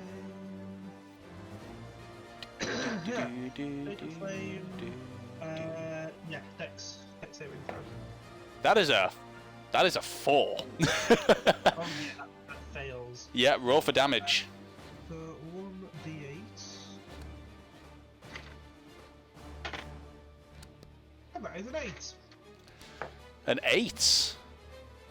8 points of damage. It's... Go on. So, do I still get my second attack? Yeah, you still get... I'm assuming you still get your second attack if you have a second attack, so yeah. Yeah. In that case, I will... You follow cast up. Sacred Flame as a bonus action. Oh, I can't. Wait, no, I can't. Your spells are only one, your full action. Yeah, but as a ranger, I get 2 attacks. They're weapon attacks. It doesn't specify that. It just says 2 attacks. Cool. Cool beans.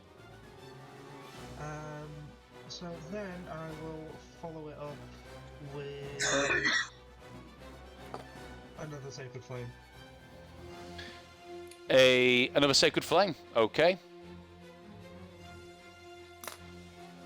That one is... that is higher. Hang on. That is an 18. Yeah. That one's fine. Yeah, that one succeeds. Your second, as you do your first Sacred Flame, it takes the damage and it sees the second one coming and it moves and it manages to avoid the attack. Right, Ayla, it's your turn. The creature in front of you, this acidic elemental here, is looking very weak. Okay. I'm gonna pop it with an arrow then. Okay, give me an attack roll. 11 plus 9 is 20, so 20. 20 will hit. Roll for damage. 6 plus... I think it's... 1 second. Longbow. 6 plus 4 is 10. 10 points of damage. Okay, you draw back your bowstring and fire your arrow across at the sludgy acidic creature. The arrow penetrates into its form, and then there is a sudden pulsation that comes from the portal, the swirling vortex in the center of the courtyard. It pulsates and sends a flash outwards towards all of the creatures. They all seem to wince, and the one that you hit changes form. It goes and changes to like a lightning form, as if it's trying to hold it, and then into a flaming form, as it then begins to cinder and fall to the ground into a pile of ash. Your hand then begins to feel warm around a specific finger of where you are holding a ring. You take a look, and 2 of the gems that you have there are glowing. Ooh. 2 of the gems on your ring are glowing. That equates to having 2 charges. Oh, excellent. So, with that, you've still got your second attack. So this one is dead. So, Oh. there's one right behind me, isn't there? There is one right behind you. Yeah, I'm gonna flip this one back up, but we're gonna say it's still laughing. But yeah, this one's still there, but it's prone, so it's it's on the floor.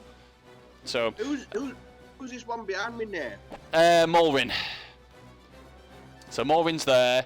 Molrin's snake is there, and the fire elemental's there. Am I close enough to go behind it and stab it with my sword? You couldn't get directly behind it because that's where Molrin's snake is. But you could get beside it. It just means that you won't be able to roll with advantage because it's not technically flanked by you. Okay. Although it is flanked. What would you guys say? I would say yes. Yeah, there. I'll say it because it is actually flanked, so you can have advantage. Thank you very much. Right, so I'm going to roll with advantage with my sword.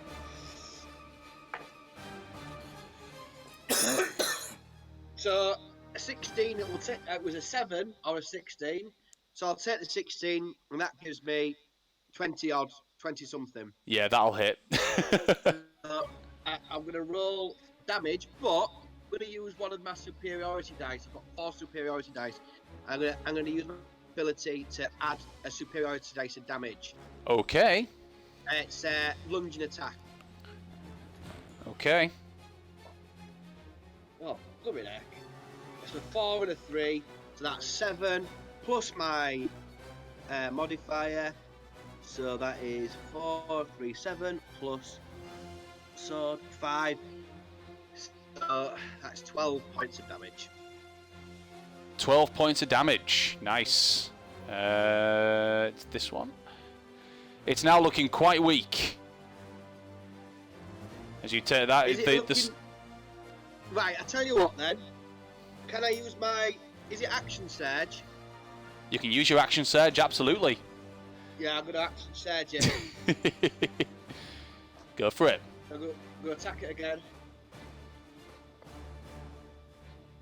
Oh, it's still gonna be a hit, but I wanted to win.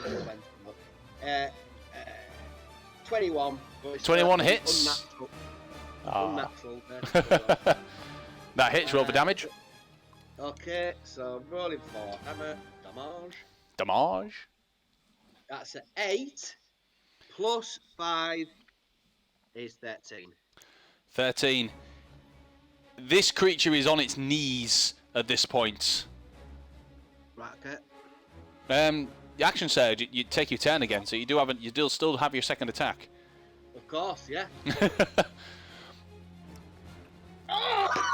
Oh, it's a natural 20. Yes! An 8 and a natural 20. So we'll go with a natural 20. Well, yeah. No, go with the 8. Go on. Do it. No. I'm very rare to roll them. So what do I do then? I roll same again. Just roll. So roll your damage, but double all of your dice. It's another 8. So that's 8. 16. So double that then. Yeah. So that's a 6. 21. 21 points of damage. You fly in to assist Mulrin with this creature. You fly and you slash it with your first attack, and with your second attack you as you do your second attack, and because you're the first one to hit one in melee. Hang on, wrong dice. You do take 4 points of acid damage, but you also kill the creature as you and you sort of slice it in. The same pulsation comes out of the portal. They all begin to shift and change forms. This time, this one dies. Obviously, your ring begins to glow again, and 2 more charges. 2 more of the little gems on there begin to glow.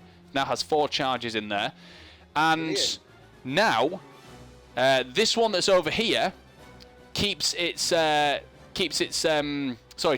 to a fire form, and this one becomes an electric form. As there seems to be like a shift in the forms that they're taking.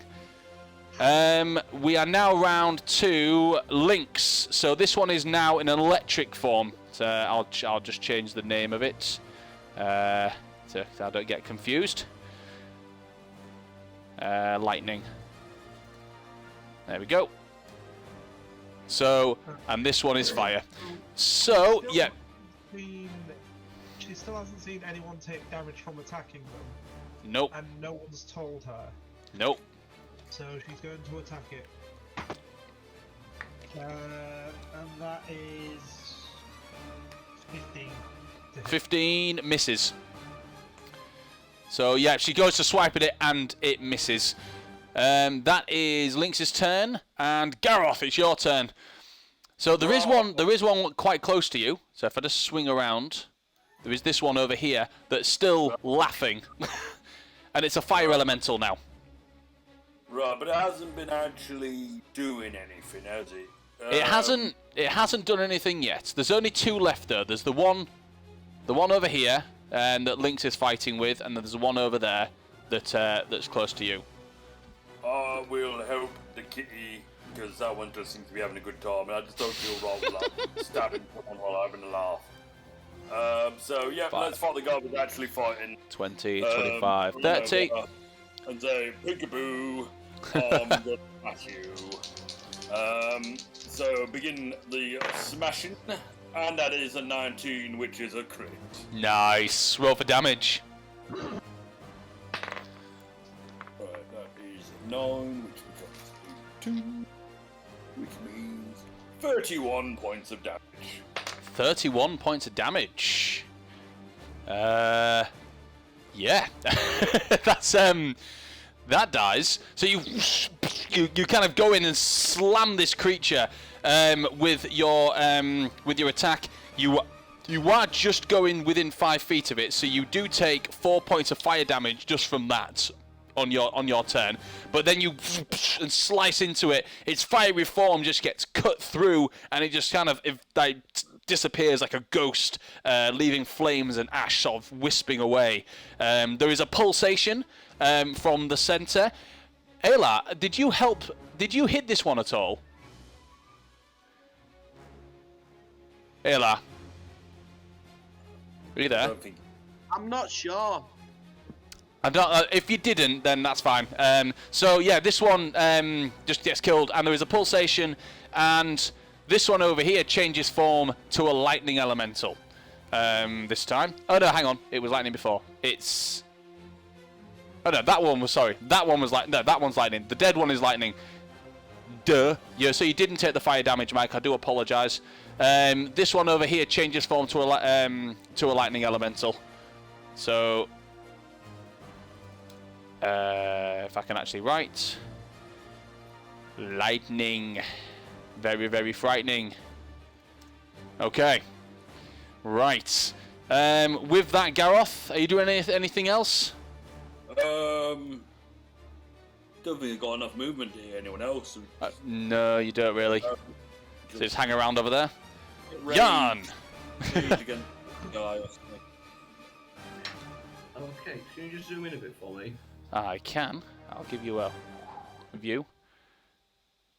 This is the view that you've kind of got. So this is the last one standing over here. It's a lightning elemental. Okay. Or a lighting elemental, as I've written. Is it broken the concentration spell then? No, it's not broken the concentration spell. I just put it up because no one could see it was there. So. Okay. All right. Cool. I'll maintain that then, and I would cast a spell, but I'm not going to because I think thematically for me it would break the concentration to do it on the same creature. Okay, so you're not doing anything else? No, I'm going to just maintain the Hideous Laughter spell. Okay, back to the top. It's not been 10 rounds yet, has it? No, it's not been 10 rounds yet, no. Back to the top of the round, and the creature it's currently lightning, so its form changes again. Once as the pulsation comes out of the portal in the middle, it changes from lightning to the acidic form. Korvax, it's your turn. Korvax, it's your turn. So you're here. Okay. Creature is over here. So I'm going to move 30 feet towards the next fountain.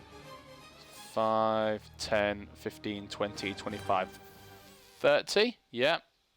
So that puts me in range of it. It does. Without a disadvantage. Uh-huh.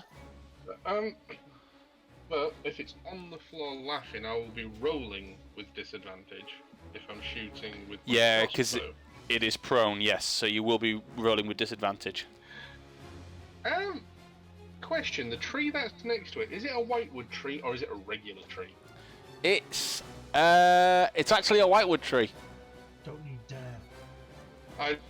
No, if it wasn't a whitewood tree, I would be going Smokey and the Bandit on his ass. Only you can prevent forest fires. Yeah, there seems to be something intrinsically wrong about burning whitewoods while I'm in Ashen Oak. I'm going to take a chance and pop a shot at it. Okay. With this, oh, you mother humper. Natural 20 for the first roll, 9 for the second. So even with lots, I'm not going to get to 18 for the AC for the first shot. No, that's going to miss. 10 for the second. I'm not even going to bother rolling this second. Actually, I will in case it's enough one. No, it's 10 stands. Misses on the second one as well. Okay. Yeah. So you miss on. Yeah. So you miss, unfortunately. It's its turn. It's going to attempt to save. Let's see if it does. Natural 20. Yeah. I get to do something. So, I think it's only fair that it's as it breaks out, it's going to. Oh, it has to get up. So 25 feet of movement to get up, because these have a 50 feet movement, and it's going to move towards. Yeah, it costs 25 feet to get up. And it's going to move towards you, Jan. 5, 10, 15, 20 feet, because you've been making it laugh and it does not like that. And it's going to make its first acidic attack on you. God. That is 11 to hit. One sec, armor class is...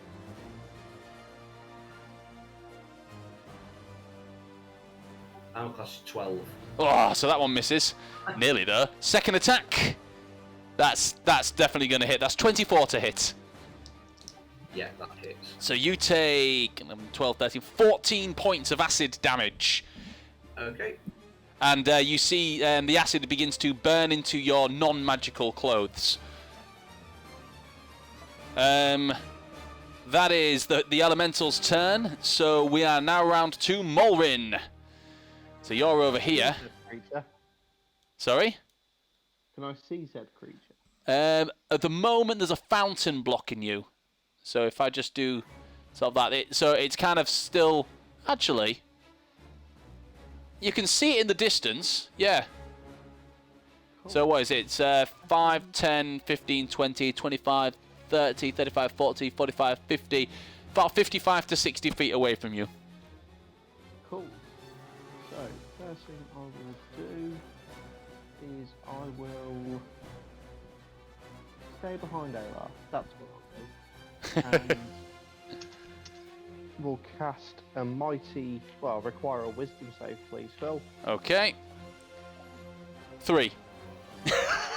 Nice. That is 19 points of necrotic damage. Give me a 12 and a 7. 19 points, nice.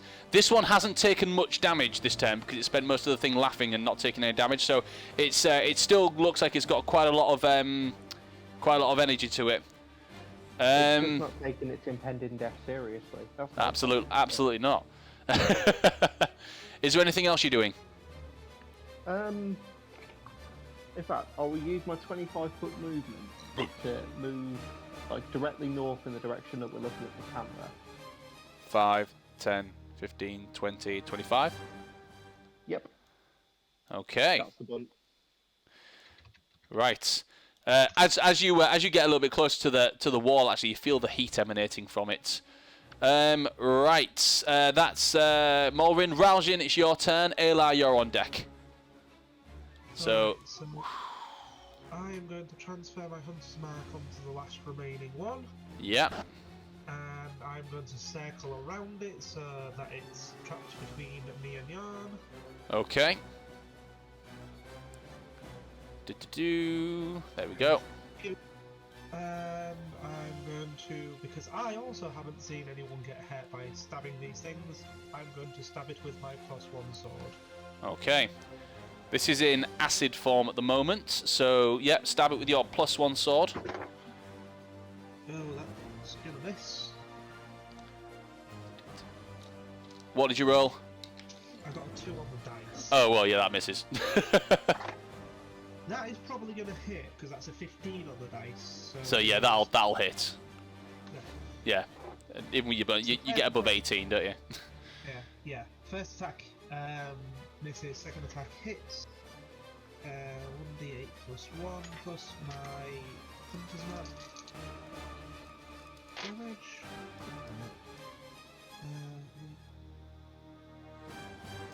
13 points of damage. Okay. You take it takes 13 points of damage, and you take 2 points of acid damage, and so does Yarn. And I do apologise, Malvin, you should have taken 2 points of acid damage earlier as well, because you were within 5 feet of when Alar attacked the acid one. So as you slash across it, the acid splashes up against you and starts to burn into you, and it sort of splashes up against Yarn as well, and begins to burn into him as well. So you both take 2 points of acid damage in addition to that. It's starting to look a bit weaker now. Alar, it's your turn. Oh no, sorry, I do apologise. It's not. Ralston has 2 attacks.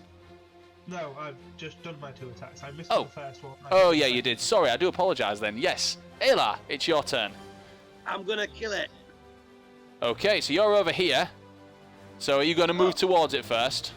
Yeah, I'm gonna have to. Hang on, where? How far away is it? It's you can get line of sight if you move your movement to here. Yeah, I'll do that. Okay, roll for an attack. First one's gonna be a miss because I rolled a 2. Okay. Oh, mother. Second one's a 3. And that misses as well. Yarn and Ralston, whilst you're battling with this creature, you see 2 arrows go sort of just fly past the creature into the distance and like flare off into the fiery wall ahead. I'm stinking with the dice tonight. I really am. Lynx's turn. What will Lynx do? And Gareth, you're on deck. Okay. Lynx is.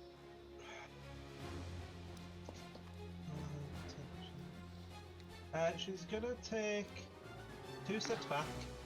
1, 2, And then she's gonna charge forward. 10, 15, 20.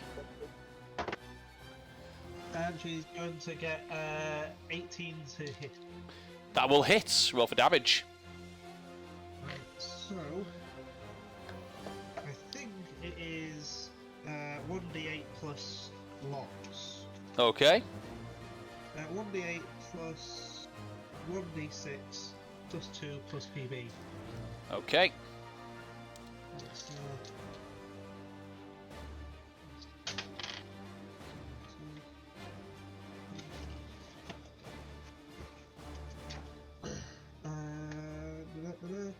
that is 13 points of damage. 13 points of damage. Nice. So You, that's Yarn, and Lynx all take 1 point of acid damage. As when Lynx goes in to sort of hit it, and it does the attack, the acid sort of splashes up on all of you. Does it knock it prone as well? yes, it is not prone. It is prone. I'll say that it's prone. Okay. Gareth, it's your turn.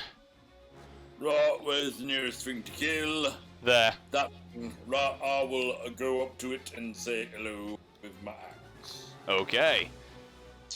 Hello. That is 22 to hit. That will definitely hit. Roll for damage. That's a 1, let's re-roll it. So that's a 5. So that is 15 points of damage. 15 points of damage. Nice. It's still standing. I will Hang on. Smack. Everyone that's within 5 feet of the creature takes 1 point of acid damage. Would you believe I'm rolling a d10 for this, by the way? Yes. But I do not care. And I'll proceed to hit it again more significantly more, which is it's still a hit, but it's not a crit. And this time I'll do a nice 20 damage to it. 20 damage. How do you want to do this? I'll see the acid get on my skin and go like, no, and then I'm gonna like use the flat of the blade and just bat the thing into one of the trees and like almost just put it out by just hammering the flat of the blade onto the elemental. So, Ralston, you see as Gareth takes the side of his blade and just, and bats the thing into a tree. The tree begins to start like hissing with the acid, but then Garrus is like, until eventually it's just a mess. Everyone that's within 5 feet takes an additional 4 points of acid damage just from the splatter of acid, but the creature is now dead and down. There's a moment of pause as the battle ends, and the portal that you see in the distance begins to swirl a bit faster and faster until eventually it becomes a very thin funnel and it just dissipates. And everything seems to go quiet. You then smell the sweet scent of roses in the air. And all of you begin to lose consciousness and collapse to the floor. And hang on a second. It's not how I'm ending the session. I'll just get rid of that, and I will go on to here and play some different music. So eventually, it feels like. Well, I know I have music on, so after a couple of minutes, what feels like a couple of minutes to you guys, you begin to regain consciousness, and you are in the same courtyard that you were in before. However, the sky is back to its normal dark colour because it is night, and the fire and the portal and everything that was around and any remnants of a battle don't appear to be there, as if it never happened. You sort of get to your feet and sort of like look around. Doesn't appear to be anyone around, but you hear a voice calling down. It sounds like it's coming from above you, as if like on the roof of the temple. Well done. Looks like Dondon's faith in you was not misplaced. I knew that he chose wisely, and that you would earn his gifts. My name is Githronometh the Glowforge. I'm a golden dragon, friend, and, well, good friend to Dondon. Is there anything you wish to ask of us? This dissonant voice is still... Oh, hang on. I'm still in dragon form. This dissonant voice is still sort of coming from nowhere, seemingly. It's just sort of coming from the sky. And you can't actually see what's there. I would just coming from the sky. So that I'll go Raljin first. Okay. So I just wanted to say that just for theatrics more than anything, because I'd assumed we were attending the funeral in formal wear. Yes. Oh, and you actually find that you're all back wearing your formal wear. Yeah, I just wanted to point that out. Yes. I just say, Korvax, he was your father. If there's anything you need to know, I think now's the time.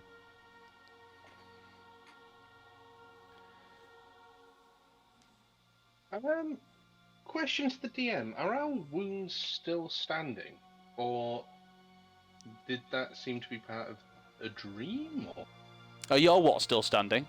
Wounds. wounds?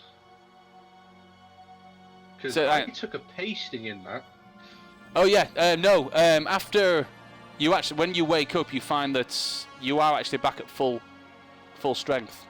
Any spells, any damage that you took appears to not be there anymore.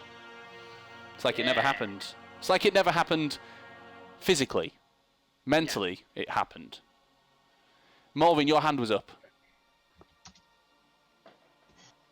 I wanted to ask, what did Dondon have planned for us that he would be required to test us?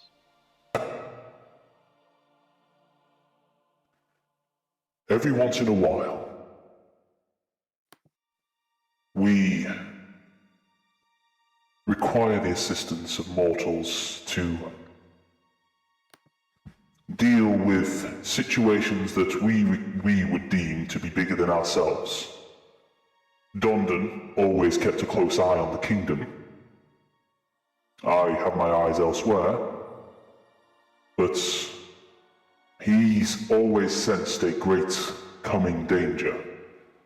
The kingdom appears to be on the verge of fall, and he wanted to make sure that there was going to be a worthy band of heroes that would be willing to take up the task of saving it.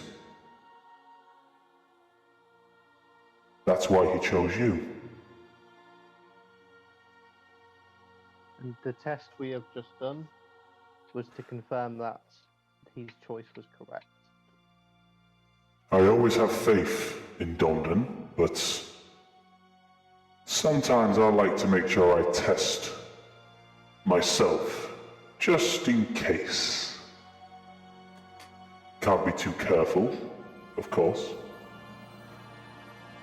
I hope you don't mind. I didn't set you anything that would be deadly, of course. I'm not in the business of just killing people. Testing, yes. Killing, no.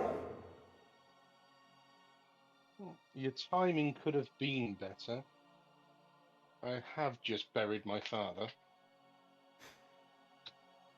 This was always at Dondon's request, so maybe you could blame him. You hear? Oh, I will the next time I speak to him. As he says that, and there's a slight chuckle. You hear chuckles as well that seem to come from sort of like 3 other places, sort of almost surrounding you. Sort of like deep draconic kind of chuckles, as if there's obviously more than one around that can't be seen. Who are you people? Are they in the clouds? You don't know that it's cloudy in the sky, but the voices appear to be coming from above you, so you can't actually see where the voices are coming from. They just sound like they're coming from above you. Sorry? Are you caught? No. We are not caught. Oh. Well, fuck you. Garroth. Dondon told me about you. We are the Metallic Order. We are a group of dragons, metallic dragons, who have overseen the continent of Accalia for many, many years, many centuries. We've been here since the time of the Serpent Kin. Maybe we were younger back then, more in our prime. You hear that same... You hear that same laughter again, that the kind of chuckle that comes around, as if it's almost like just like a group of friends that are just having a bit of a giggle with each other when they say certain things that kind of almost like in jokes.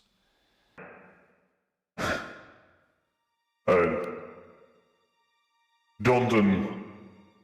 If Yes. you were that friendly with Dondon, quit the theatrics, let's go for a pint. That's where we was originally planning after we laid him to rest. Let's go for a drink. There is something that needs to be done first, and within the local tavern would, doesn't seem like a fitting place.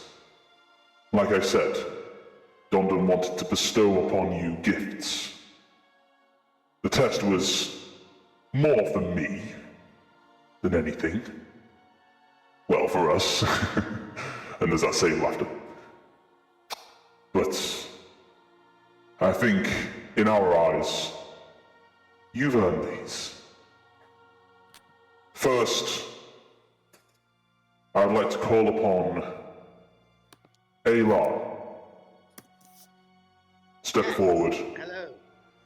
Hello.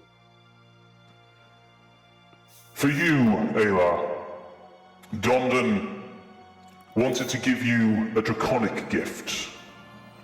This gift is not physical, it is to be a part of you. Okay. You... Down. You see, from above you, there is a light that begins to sort of like shine, almost like a little beacon, like a star that sort of like comes down towards you. And you feel something kind of sharp and hard kind of touch your forehead, and it almost presses you down towards the ground slightly. And your mind suddenly lights up, almost on fire. Doesn't hurt, but it's almost like what everyone else sees is this light coming down, touching you on the head. You kind of press down slightly, and your eyes suddenly glow and illuminate the area. And you're kind of in shock at this of what's happening. You hear the voice say, "Dondon bestows a..." Down. Accalia. Dondon bestows upon you the gift of draconic senses. As your eyes, the glow in your eyes begins to subside and you blink and look up, you can see quite clearly 4 metallic dragons in the sky, perched upon different pillars and rooftops, looking down above you. They have a faint light around them, and they are, to you, slightly transparent, but you can see them clearly. You have been given the gift of blind sight and keen senses.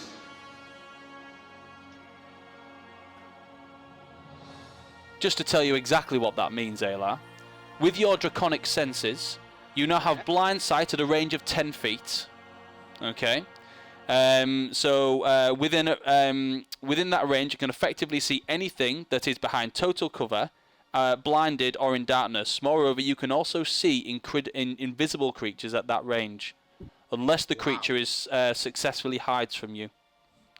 You also have keen senses, which means you have advantage on perception checks. Excellent. That's good. So yeah, that's what you get. Brilliant. So just write that down. Okay. Wow. Can Gareth step forward, please? Oh, step up. Now, you were a tricky one for Dondon. He didn't know exactly what to get you, especially considering he already gave you his, he looks behind your back, favourite axe. So, for you, and you can't see anything, you can just, hang on. My voice. You can't actually see anything. You can, you only hear this voice. He's bestowed upon you this. And what you see, appear before you is it's kind of like a flagon made out of a dragon's tooth. It's quite large and it fits comfortably in your hands when it comes down and rests in front of you and you sort of take hold of it. It's adorned with sort of like beautiful decoration, sort of like where the handle holds onto it, and it's almost got like a wine glass kind of flat thing to it. So if you place it down, but it kind of curves around in this awesome sort of like dragon tooth look, adorned with dark jewels, like dark reds, oranges, and blacks. This is the dragon vessel. This vessel can be used to give you any liquid you like. Essentially, speak which liquid you want to be in there and it will appear. This includes... Oh, hang on. This, I'll just read the actual thing for you, Mike. So this vessel can be any sort of liquid. So this is a drinking horn, essentially. And as a bonus action, the vessel is empty. You can speak the command word, and the command word is whatever you want to be in there. Okay? And any of the following of your choice can be in there, including ale, olive oil, a potion of healing, or a potion of climbing. Oh, okay, it's even better than I thought it would be. Yeah. Once the property is used, it can't be used until the next dawn. The potion that you create will lose its magical properties if it is not used or drank within 24 hours. Okay. And so, is it just those 4 things? Can I make any ordinary liquid with it? I'm going to say, yeah, any ordinary liquid that you like. But it can also do potions of healing and potions of climbing. When you say if I did a thing of potion of healing with it, what size would that be? Standard at the moment. Standard at the moment. Okay. We hope that that's to your satisfaction. Yeah, pretty cool. Ale! Fill up a veil and I just down it in front of them. There's that same dissonant sort of chuckle from around, as if they expected that to happen.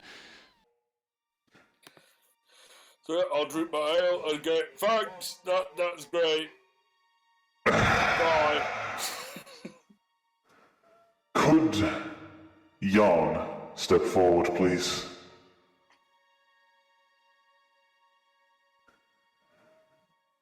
Are you there, Yarn? Yarn. Yarn's just really out of focus point, looking off in the distance. Can you hear me now? Is Yarn there? He's still here, right? No. No, he's I not. think he's just clipped out. I've just messaged him. All right. I'll do someone else for now then, and then when he returns, because hopefully he will. In which case... Can Morin step forward, please? I'm assuming that was Malrin. Yes, Morin. Cool. Malrin will step forwards. I know you speak many languages, and I assume that Common is one of them. May I ask, Morin, man of many tongues, what languages do you speak? Hold on. I speak the Abyssal tongue, the Common tongue, the Elvish tongue, the Gnomish tongue, the Naga tongue, Thieves' Cant to a basic level, and Undercommon. You see that same light sort of coming down from the sky towards you. The light comes down and touches your head. There is suddenly a surge of information and knowledge that bursts through your mind. The voice then... Oh, hang on, I realise I'm in the wrong thing. Sorry.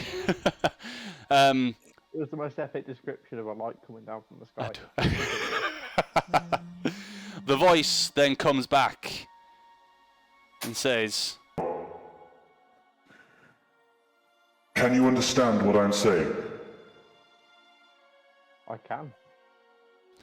Everyone else, the voice that you hear, you don't understand unless you speak Draconic. Does anyone speak Draconic? No. What about if I have that ring on? Does that help me speak Draconic? No, it doesn't. So, no one else can understand the voice that's coming down now. However, you can. The gift you have been given is the tongue of the dragon. You can now speak, read, and write in Draconic. You can also make your voice audible up to 300 feet away for 1 minute. And if you ever find yourself in need of a perk to your charismatic ways, we've also given you some Draconic wiles. Just to put that in game speak, you've been given Tongue of the Dragon. So you gain the majestic presence of a dragon. You've got Dragon Speech, which means you can speak, read, and write in Draconic. As a bonus action, you can make your voice audible up to 300 feet away for 1 minute. And you have Draconic Wiles, which means you have advantage on persuasion checks. Nice, that'll make my -1 much easier. I'm going to throw in a little extra, and he places his. You kind of feel, because you can't see this going on. He places his fingernail back on your head, and you're pushed down slightly, and you feel another surge of information. I've just sped up your learning on Thieves' Cant. You're now fluent. You're welcome. Thank you very much. And with that, Raljin, step forward. I step forward and Lynx kind of crouches down as crawl forward next to me in a ready-to-pounce position. She doesn't quite trust what's happening. Nice kitty. Sorry, nice kitty. So, from what we've witnessed and from what we've been told, quite proficient with a bow. I do my best. Your Whitewood bow, where is it at the moment? It's at home in my room. Oh, yes, it is. Okay. Let me just get to my page. There is a sudden spark of light in front of you, and the light curves around, and you can see your Whitewood bow in front of you. It's glowing, sort of a warm glow, and it seems to shine a little bit more than it did before. I reach out for it. Hold on just a second. Oh, sorry. Now, we know that Coda, he's a good man, and he's got skills, and he makes fine weaponry. But there are some things that even he can't imbue a weapon with. We have a different touch. The bow begins to spin and turn in the air, almost like a propeller. And as it does, there's a spark of magical energy that kind of flies off it in different directions. And you notice that it begins to change shape slightly, keeping its whitewood exterior, but the wood begins to shape itself into the form of sort of like the tips turn into the tips of dragon wings. And it is infused with a silver swirl that comes down from the dragon wings, down to the tip, towards where the sight would be. I've imbued your bow with silver dragon magic. You now have a dragon wing whitewood bow. Everything about your old bow is still there. I've just made a few alterations. the bow then presents itself to you, sort of floating in midair, just in front of you. Okay, I reach out and I take it. As you reach your hand out, it actually almost magnetizes to your hand. You look at it, it's now got this dragon wing design that sort of comes off the tips of it, where the blazing bowstring attaches. You now have a dragon wing bow. I'll just read out the thing for you. So the limb tips of the magic bow are shaped like a dragon's wings, and the weapon is infused with the essence of a metallic dragon's breath. When you hit at a target with an attack roll using this magic bow, the target takes an extra 1d6 damage of this type. So in this case, ice damage. If you load no ammunition into the weapon, it produces its own, automatically creating one piece of magic ammunition when you pull back the string. The ammunition created by the bow vanishes the instant it hits or misses the target. With that also, it cannot be used in conjunction with the blazing bowstring. So what you would do is when you fire, you would make the choice. Blazing bowstring or the dragon wing ability. Oh, so you're saying I can't combine them into water arrows? No, you can't combine them into water arrows, I'm afraid. But yeah, you now have... It also produces magical arrows out of nowhere.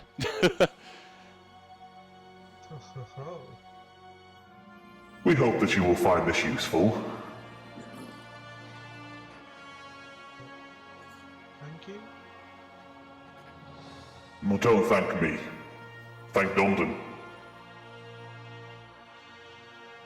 Now, we don't have... Is Jan back? He's not returned, has he? So, I will save Jan's. He left God, a message in... magical IOU. He put a message in the chat because he's got to be up for work in the morning. He's made his lunch and stuff and had to go to get ready. I'm going to have to do the same with it, to be fair. Yeah, well, that's why I wanted to get yours sorted.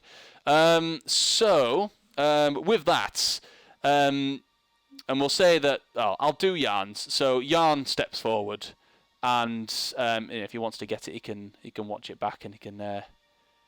thingy. For you, Jan, we give you this scaled ornament. And he hands Jan. It's not a pendant. What's the word? Thing that clips onto your cape. Clasp. A clasp. Hands him a clasp in the shape of a dragon scale, a single silver dragon scale. I'll just read out the ability, then we can tell Andy about it later. So this ornament...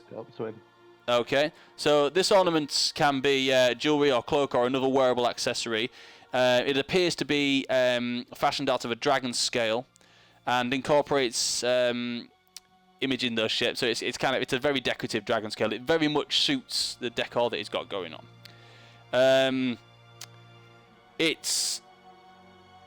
With this, he will have advantage on saving throws he makes to avoid being charmed or frightened or to end those conditions on him.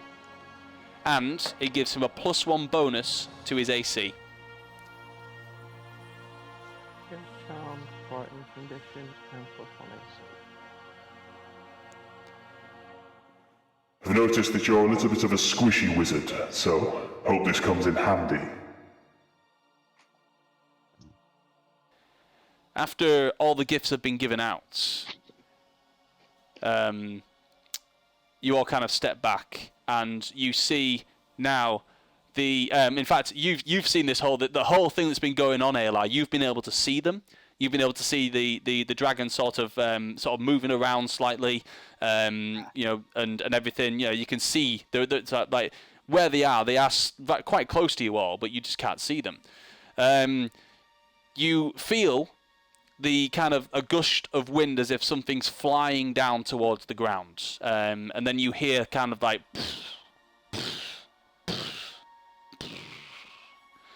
of 4 creatures kind of making purchase on the floor. You then hear kind of footsteps, heavy footfalls walking forward, which then get lighter and softer until eventually they just sound like footsteps on the cobblestones. And in front of you appear 4 humanoid figures. One of them is Krinkash. The other that you recognise is Auric, the cleric of this very temple. And then there are 2 others that you don't recognise. A dark brown-haired female human. She wears sort of like really nice robes that kind of come down almost like a bronzy colour. Is it bronze? Yeah. So like a, oh no, not bronze. Sorry, brassish kind of colour. She has deep brown eyes and quite pretty features. Actually, she looks quite young, but obviously isn't. And the other one, the bronze, what was the bronze dragon, is a human male, quite heavy in the way that he looks. And regal in the way that he looks as well. He wears quite a furry kind of cloak. Picture kind of like Henry VIII kind of style clothing with sort of like jewellery that comes sort of like crests across. It looks very noble in appearance. He's got quite a nice beard that sort of covers his chin and his. You can can't quite see his mouth through it, and sort of like quite narrow eyes. And he also wears a beret-style hat on his head. They step forward, and Auric, the cleric of this temple, steps forward and says, in not a deep voice this time, "We hope that you find the gifts useful that Dondon bestowed upon you, and sorry for the facade. It wasn't intended to scare you at all." Sorry, what about Korvax? Did we not give Korvax anything? I forgot. Sorry. I do apologise. I thought you were saving him for last for thematics. Pardon? No. My gift is going to be all of the stories that Dondon would never tell me he got up to. That Oh no. is going to be good. Your gift is here. I hadn't forgotten about you, Korvax. I was actually doing this for thematics. Sorry. He steps forward and walks towards. He does walk towards Korvax and sort of looks down. He doesn't do the. He doesn't patronise you by kneeling. He looks towards you and looks you in the eye. Says, "You miss him, don't you?" More than anything, but given what you are, I feel I can say this. I'm still trying to work out what exactly I saw. But I was with him when he passed. And he didn't go alone. There was an old man and, I don't know, canaries? It's really weird. I saw it through some frosting. I feel he went to a better place, and I've spoke to him since, so it's all good. You saw the avatar of Bahamut. Oh. There's absolutely no question about it. You hear another voice come from behind from the noble gentleman that was the bronze dragon. He steps forward and says, "He saw the avatar of Bahamut, the platinum dragon." That's good luck. Not even we have seen the platinum dragon in his avatar form. He may have spoken to us, but we'd never seen him in his form. He is blessed upon you, child. He smiles. Fall back to my head. I'm slightly worried at this. Give him his gift, Auric! For God's sake! He steps back. It's like, you're gift from Dondon, and he wanted this one to be something for you personally. And he said, make sure you feed it, make sure you take care of him, and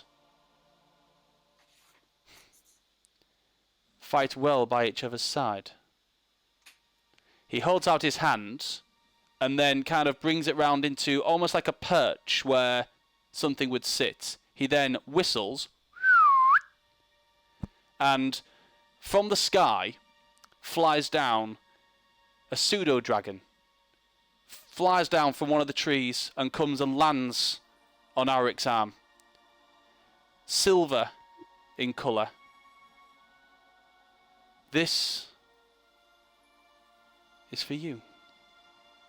And he kind of bows down to hand over your draconic familiar. Ooh.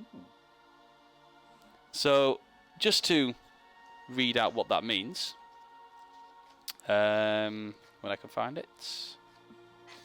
A draconic familiar is... Come on, page. I've had it open all this time. There it is. You gain the aid of a draconic familiar, which might be a splinter of the consciousness of a dragon that you've invested power in. So this is actually a splinter of Dondon's consciousness. You can cast the Find Familiar spell as a ritual, so it takes you 10 minutes to get him, without using any material components. When you cast this spell in this way, the familiar always takes the form of a silver pseudo-dragon. Additionally, when you take an attack action on your turn, you can forego one of your own attacks to allow your pseudo-dragon familiar to make one attack of its own with its reaction. Oh. I'll give you the responsibility of naming him, whatever you like, and look after it. Oh, I will. He wouldn't even get me a dog when I was little. Dogs. I'm just going to be in awe. This creature, it kind of looks at you with this kind of like cute little tips of the head as it looks towards you, and it then places its head down, and its forehead touches yours. It's chilly to the touch, but you feel a warm sensation in your heart. Almost as if Dondon were with you, or at least a small part of him.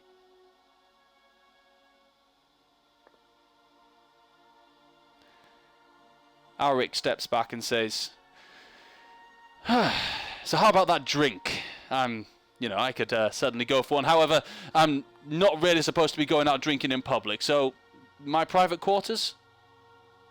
You will find me shouting at the little goblet now, going, "Ale! Ale! It's broken already!"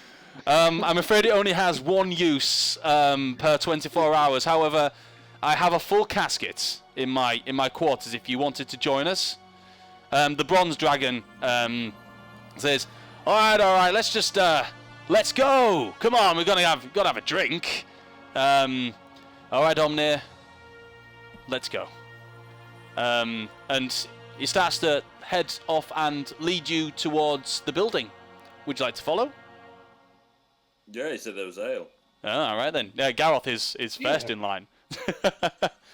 Mulrin will follow, but I'm going to get going, guys, because I'm going to be starting early tomorrow. All right, I thought you might, but I'm really glad that I managed to get all of that for you, Maureen. I'm hoping you enjoy your new Tongue of the Dragon. I will. Just a quick question. Yeah. I can use the super thaumaturgy ability, as it were. I've just found it on Fitzband's Treasury of Dragons. Absolutely. The feat that he just apparently does.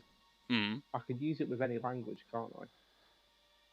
Yes, you can use the thaumaturgy with any language, but you can also now speak Draconic. Wonderful. And thieves can. I'm going to make some very loud, snaky languages. Excellent. Very loud, snaky languages. Jay, remind me at some point in the future that Mulrin will teach Korvax enough Draconic to help his new little silver pseudo dragon companion and help you get used to rearing him, basically. They can understand Draconic and Common. Sweet, Oh. that sounds like a plan. I also wanted to do one other thing, because, and I don't normally do this, I don't normally give you guys special things and this within the same session, but I think you've earned it. You're also going to be level 7 in the next, when we come back. So you're leveling up. I think I've done enough to earn you a level up. So if you want to start thinking about your next level as well, Maureen, in between sessions. Yeah, I will do. Excellent. I will do. Cool. I will Fabulous. See you all soon. See you later. Right. I'm gonna have to go. I'm gonna have to help Amanda with something, so I'll have to call it a night now. Okay, well, tell you what, if that's the case, then shall we call it there, and we'll say session ends, and you can head off for your drink with these guys, and we'll start off the next session. You can have a conversation with these guys, and then go from there wherever you want to. Yeah. Excellent. Excellent. So I'll finish the session and the stream there, then, guys. But thank you very much, Simon, for tonight's game, and I hope you enjoy your new dragon senses. Yeah, I will. Thank you. Cheers, guys. See you later. See you later, Simon. And bye. I'll stop the stream there. So thank you everyone for watching, and from us it's time to call it crits, and hopefully we'll see you next time. Bye.